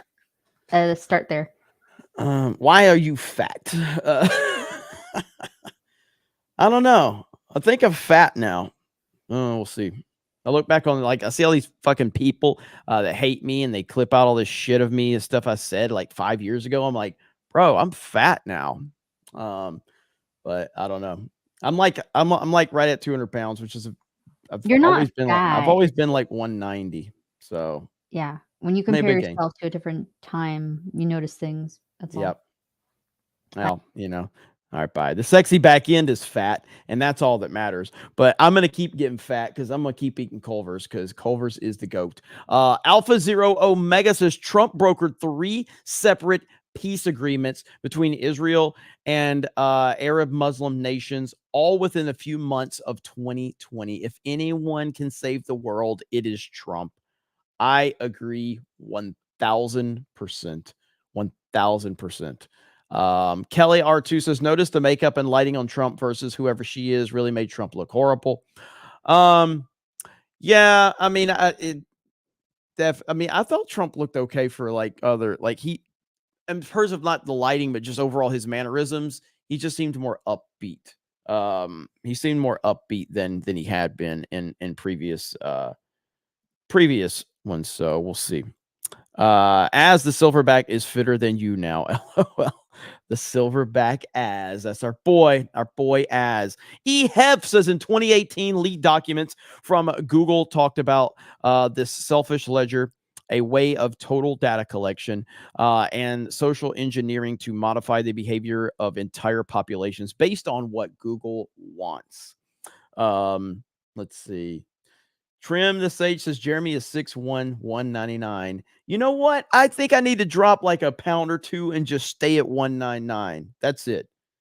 If I can stay at 199, I'll be happy. That's it. That's the goal. So I'm like, I might be 199 right now. It's probably it's either a hair over 200 or a hair under. So I'm not exactly sure. Coali for 10. The worst part of this is that they'll keep calling grape and oasis. Oh, yeah, grape and oasis. Getting it wrong. But the moment they get one right, they'll milk this shit out of it. A broken clock is right twice a day, as they say. 100% on that one. Let's see. Matt over on Rumble. Only red states will have to cave on changing their abortion laws and have repercussions if they ignore federal law. We should not make a federal issue again and leave it to the states. It's going to be a hot topic. It's definitely going to be a hot topic for sure. Let's see here. Dwayne says, when it comes to interviewing Trump, they don't send their best. Dumb. Heard that. Dwayne again says they should wear a suit and tie. After all, they're presiding over our country's future anyway. Yeah, so I guess I don't have a problem with a dress code, but it's got to be for everybody and it's got to be a specific one. So like, again, for a place of business, a job, like one thing I don't like when I go to Walmart nowadays, like people are just wearing whatever the fuck they want. You know what I mean? And I'm like, well, who the fuck works here? I don't even know who works here at this point. So like have a consistent one or okay, then don't have one at all. And it's kind of where Walmart's at now. They don't have one at all. So it's like, okay, well, whatever. But, just be consistent. Consistency is the key. Shadow Knight member message. Trump unfortunately looked weak and let the interviewer steamroll him. And his answers were weak, borderline suspicious. Abortion and trans. Man's exhausted. Are we talking about the same interview? Shadow Knight? Talking about the one we just watched? I disagree completely if that's the one you're talking about. Joseph dropped 5 D-Day Cobra memberships. Thank you, Joseph. Lying Dogface Pony Soldier with the gifted D-Day Cobra membership. Thank you, Money Wilson. Megan Kelly still blinded CEO Roger Ailes harassment scandal. Let's see. Lying Dogface Pony Soldier with the D-Day Cobra membership. Thank you. The Fan with no name says you're 100% correct, Jeremy. Those conservative Latinas are prime wifey material. MMA Crease King Jr. It's my birthday today, Jeremy. Fan meetup Houston. Hey, brother. It was awesome meeting you. Happy birthday. I hope you're doing well. And Cobra Kai never dies. Legalize adulthood. I heard Megan Kelly was bleeding from wherever. Thank you again, Legalized Adulthood, for that big 199, a proper 199 super chat. Really appreciate that. You and Alec Baldwin's finger. I saw someone earlier said, that's why Alec Baldwin's finger dropped $215. It's because of the Trump 6'3", 215. That's why. Darius is in the house. What's up, Darius? With a member message. How you doing, brother?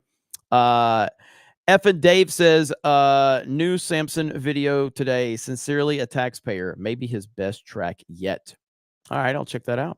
Please, praise be Ara says, I seen the edited text messages, Megan Kelly. Yes, Viva was talking about that today. Soviet Bean just dropped 5 D-Day Cobra memberships. Thank you. Warren Smith says, hail to the greatest chat on the net. I'm installing goodies on my new motorbike. About the only thing that can take me away from this fantastic chat. 199 all the way. Thank you so much, Warren Smith. I appreciate you, brother. Hope you're doing well. Jeremy's creamy back in. I actually agree with Megatron here. We should at least stay open about this. To me, this would just be another celebrity weirdo being a groomer. Oh, you're talking about Megyn Kelly. I got you. Keck Lord is here, just saying hello to the 199. How you doing, Keck Lord? Appreciate you being here, buddy. Hope you're doing all right. Legalized adulthood for 5 plushies arrived today, so I had D-Day Cobra hold a gub to OMB reviews his head and commit plushie side. Just kidding. I didn't get the OMB plushie. Hey, man, I'm glad you guys are enjoying the D-Day Cobra plushies. That's awesome. I've seen so many pictures of them, and you guys are the best. Stacy Gardner, yo, just got home from work. Glad to hear some common sense while working on my gaming channel. Hey, keep up the grind. Keep up the grind. Let's see. Christian Rocker, Ron Perlman is going to be at a con in Birmingham, Alabama this weekend. Would love to get a photo with him while wearing a MAGA hat and a mugshot shirt. Oh my God. If you do that, please let me know. That would be fantastic. Ruthie, running for life, $4.99 with the eyes emojis. She sent me a message about that. I gotta look and see what she's saying about that. Curtis D of Montana. Hello, Jeremy. Hello, Snake Pit. That reporter is a piece of shit. Preach, Mr. President. Glad I was here to see it. It was damn good. It was good. Gerald Armstrong. R.I.P. Nick Chubb's left knee. So gruesome. ESPN wouldn't show a replay. I have not seen it. I don't want to see it. I've heard it was bad, but I have not seen it. Mega John Zero. Remember this interview of 60 Minutes? Yes. The Leslie Stahl interview on 60 Minutes saying there was no evidence that Hunter's laptop was real. Same thing here. Yep. 100%. Let's see. Waikoli says, hey, Jeremy, did you ever get to look at the offer I emailed you about last week? I need to know specifically which one this is. I get a lot of emails, so I need to know specifically. Is this the interview or something like that? Jesus Davila gifted a D-Day Cobra membership. Thank you, Glossy Cross. Hey, Jeremy, been wondering if you've seen the Battle of the Billionaires. Being a wrestling Trump, you are wrestling Trump fan. You are. Yes, Battle of the Billionaires with Trump versus McMahon. I loved it. I thought it was great. I also loved it when Stone Cold cut a promo on Trump. It was freaking awesome. Brian Stewart, I joined, but the thrill of hoping for a gifty. Wait, I joined. But I think you mean enjoy the thrill of hoping for a gifty. So, Brian, you're not a member, but you're saying you would, but it's the thrill of hoping to get a gifted membership. I think that's what you were saying. And I totally understand that. So, Brian Stewart is looking for a gifty. We haven't had a lot tonight, which is totally fine. And don't feel obligated if anybody is not in the budget. But we've got like 4,000 here. We're doing okay. Alan Tanasi. Lauren thought that there was a cobra in her boyfriend's pants in the theater. That's all. What? I don't even know what's that reference to. Shadow Knight. Those eyes, Chico, they never lie. MK Solid 82. This woman just needs to hush up and slip into a black string bikini and climb into a bed of roses. Alan Tanasi. I had a not so perfect call once. This is probably connected to the not so perfect phone call. That's the Rodney Dangerfield one. I got that one earlier. Lying Dogface Pony Soldier. Their Lying Dogface Club of America kicked this reporter out for too much lying.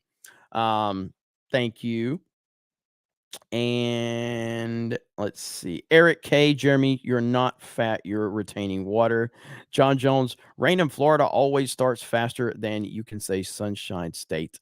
Piano Dean, I bought a book of conspiracy theories and now it's missing. Fantastic Mr. Knox, Shadow Knight. Are you sure you're watching the same interview? Trump was on top of that CNN person who tried to segue to another topic or outright lie. It was actually NBC. It was NBC. Aunt Ryu, he was just as bad as Linda McMahon selling the stunner, though. He was terrible at selling the stunner. Trump was terrible.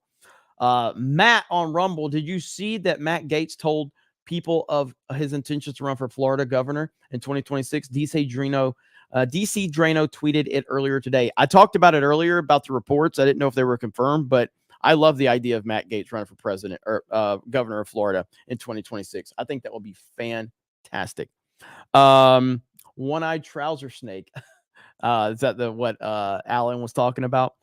We got Keck Lord gifting a D-Day Cobra membership, Squiddy Girl gifting a D-Day Cobra membership, and Anima Chains gifting a D-Day Cobra membership. And I think that is all caught up. Did our boy get one? I don't know if he got one. Lauren Boebert was checking for a Cobra in the pants of the theater. Got you. My bad. I didn't. If you would have said Boebert, I would have picked it up. When you said Lauren, I was like, "Who's Lauren?" But I got you. Tinhead. CommieTube won't let me say what I want. I think they may have flagged this account or something. But the interviewer was insert sting of X, please. Here, terrible. Yeah, there's certain words you can't say. Unfortunately. That's just the reality of where we are. You can on Rumble if you want, but you can't over here. That's just a sad situation of where we are. All right. Hailstorm has us a beard of shame, ladies and gentlemen. Hailstorm has us a beard of shame, everybody. Are you excited for this beard of shame? Are you excited? No Fortnite tonight. And if it was going to be anything, it would be Titanfall 2, but nothing tonight. I gotta drive. I gotta head back to Pensacola tomorrow. So I got a long drive tomorrow. But it is time for some beard of shame, ladies and gentlemen. Boys and girls, children of all ages. CobraCast 199 is proud to present to you tonight's beard of shame. Yeah. Fuck you. Elizabeth. Heartfelt.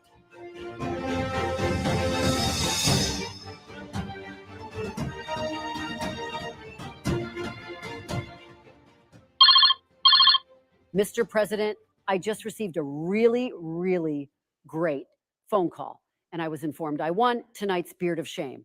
So my question to you is, do you know why I won? You're a nasty person. Exactly. Now, for my last question to you, Mr. President, how do I look? Be honest. No, get those lights off. Off. Turn off the lights. Turn off the light. Holy shit. Hailstorm. Hailstorm. All right, Hailstorm. That was good. Well done. Round of applause for Jay Hailstorm. Definitely a round of applause right there. That was good. Well done, sir. Hailstorm, you haven't slept in like 4 days, haven't you? Is it? How long's it been? When we played Titanfall last. Last night. So before then. Oh my God. Freaking Hailstorm, man. Come on. You got to go to sleep. Chat loved it. They accept it. They said you're good. So now, will you go to sleep now? I guess. Oh, that was a good one right there. That was good. I like how the turn off the lights bit. That was probably the best part that you added that. So I thought that was really good. So, all right, everybody, tell Hailstorm to go get some sleep. So appreciate you, man. Get some rest. We got Titanfall later this week. So have a good one, man. Tell them where they can find you. On Kick, I'm actually going to be playing that Liza P game later this week. So you want to tell them where they can find you? Like, tell them your name, drop a link. Come on, Hailstorm. You got to get better at this. It's just Jay Hailstorm on Kick. So hard. All right. So, hey, guys, listen, my name is Jay Hailstorm. If you want to go follow me over on Kick, I play a lot of different video games. I don't really say it a lot. I don't talk much, but sometimes I'll do a crazy 72-hour stream. If you want to go follow me over on Kick, that's where you'll find me. Thanks, guys. There you go, Hailstorm. I was going to say that, but I wanted you to. Get out of here, man. I'll talk to you later. Say bye, Hailstorm.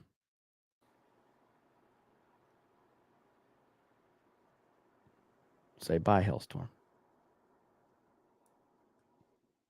Oh shit, I was muted trying to leave. Bye.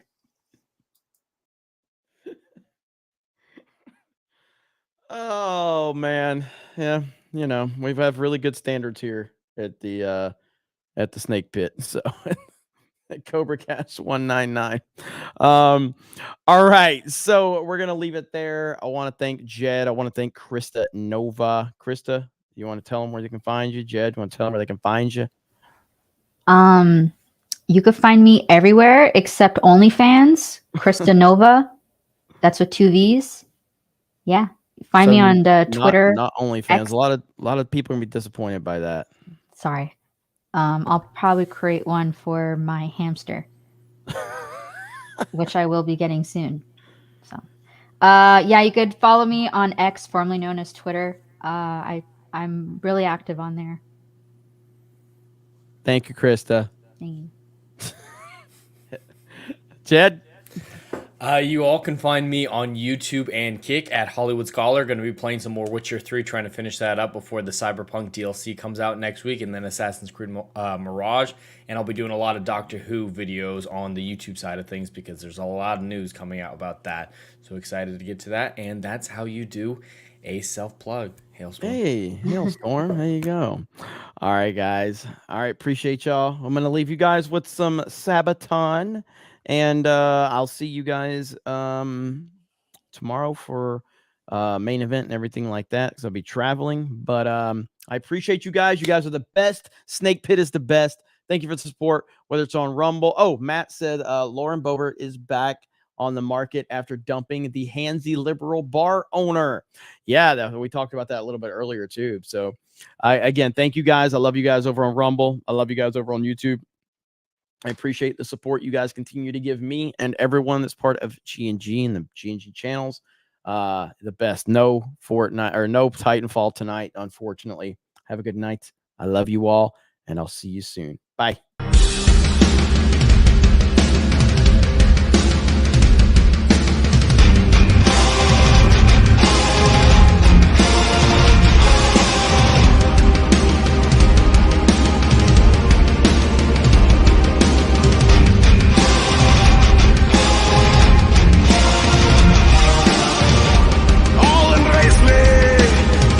Time to rule at last. 15 years held off.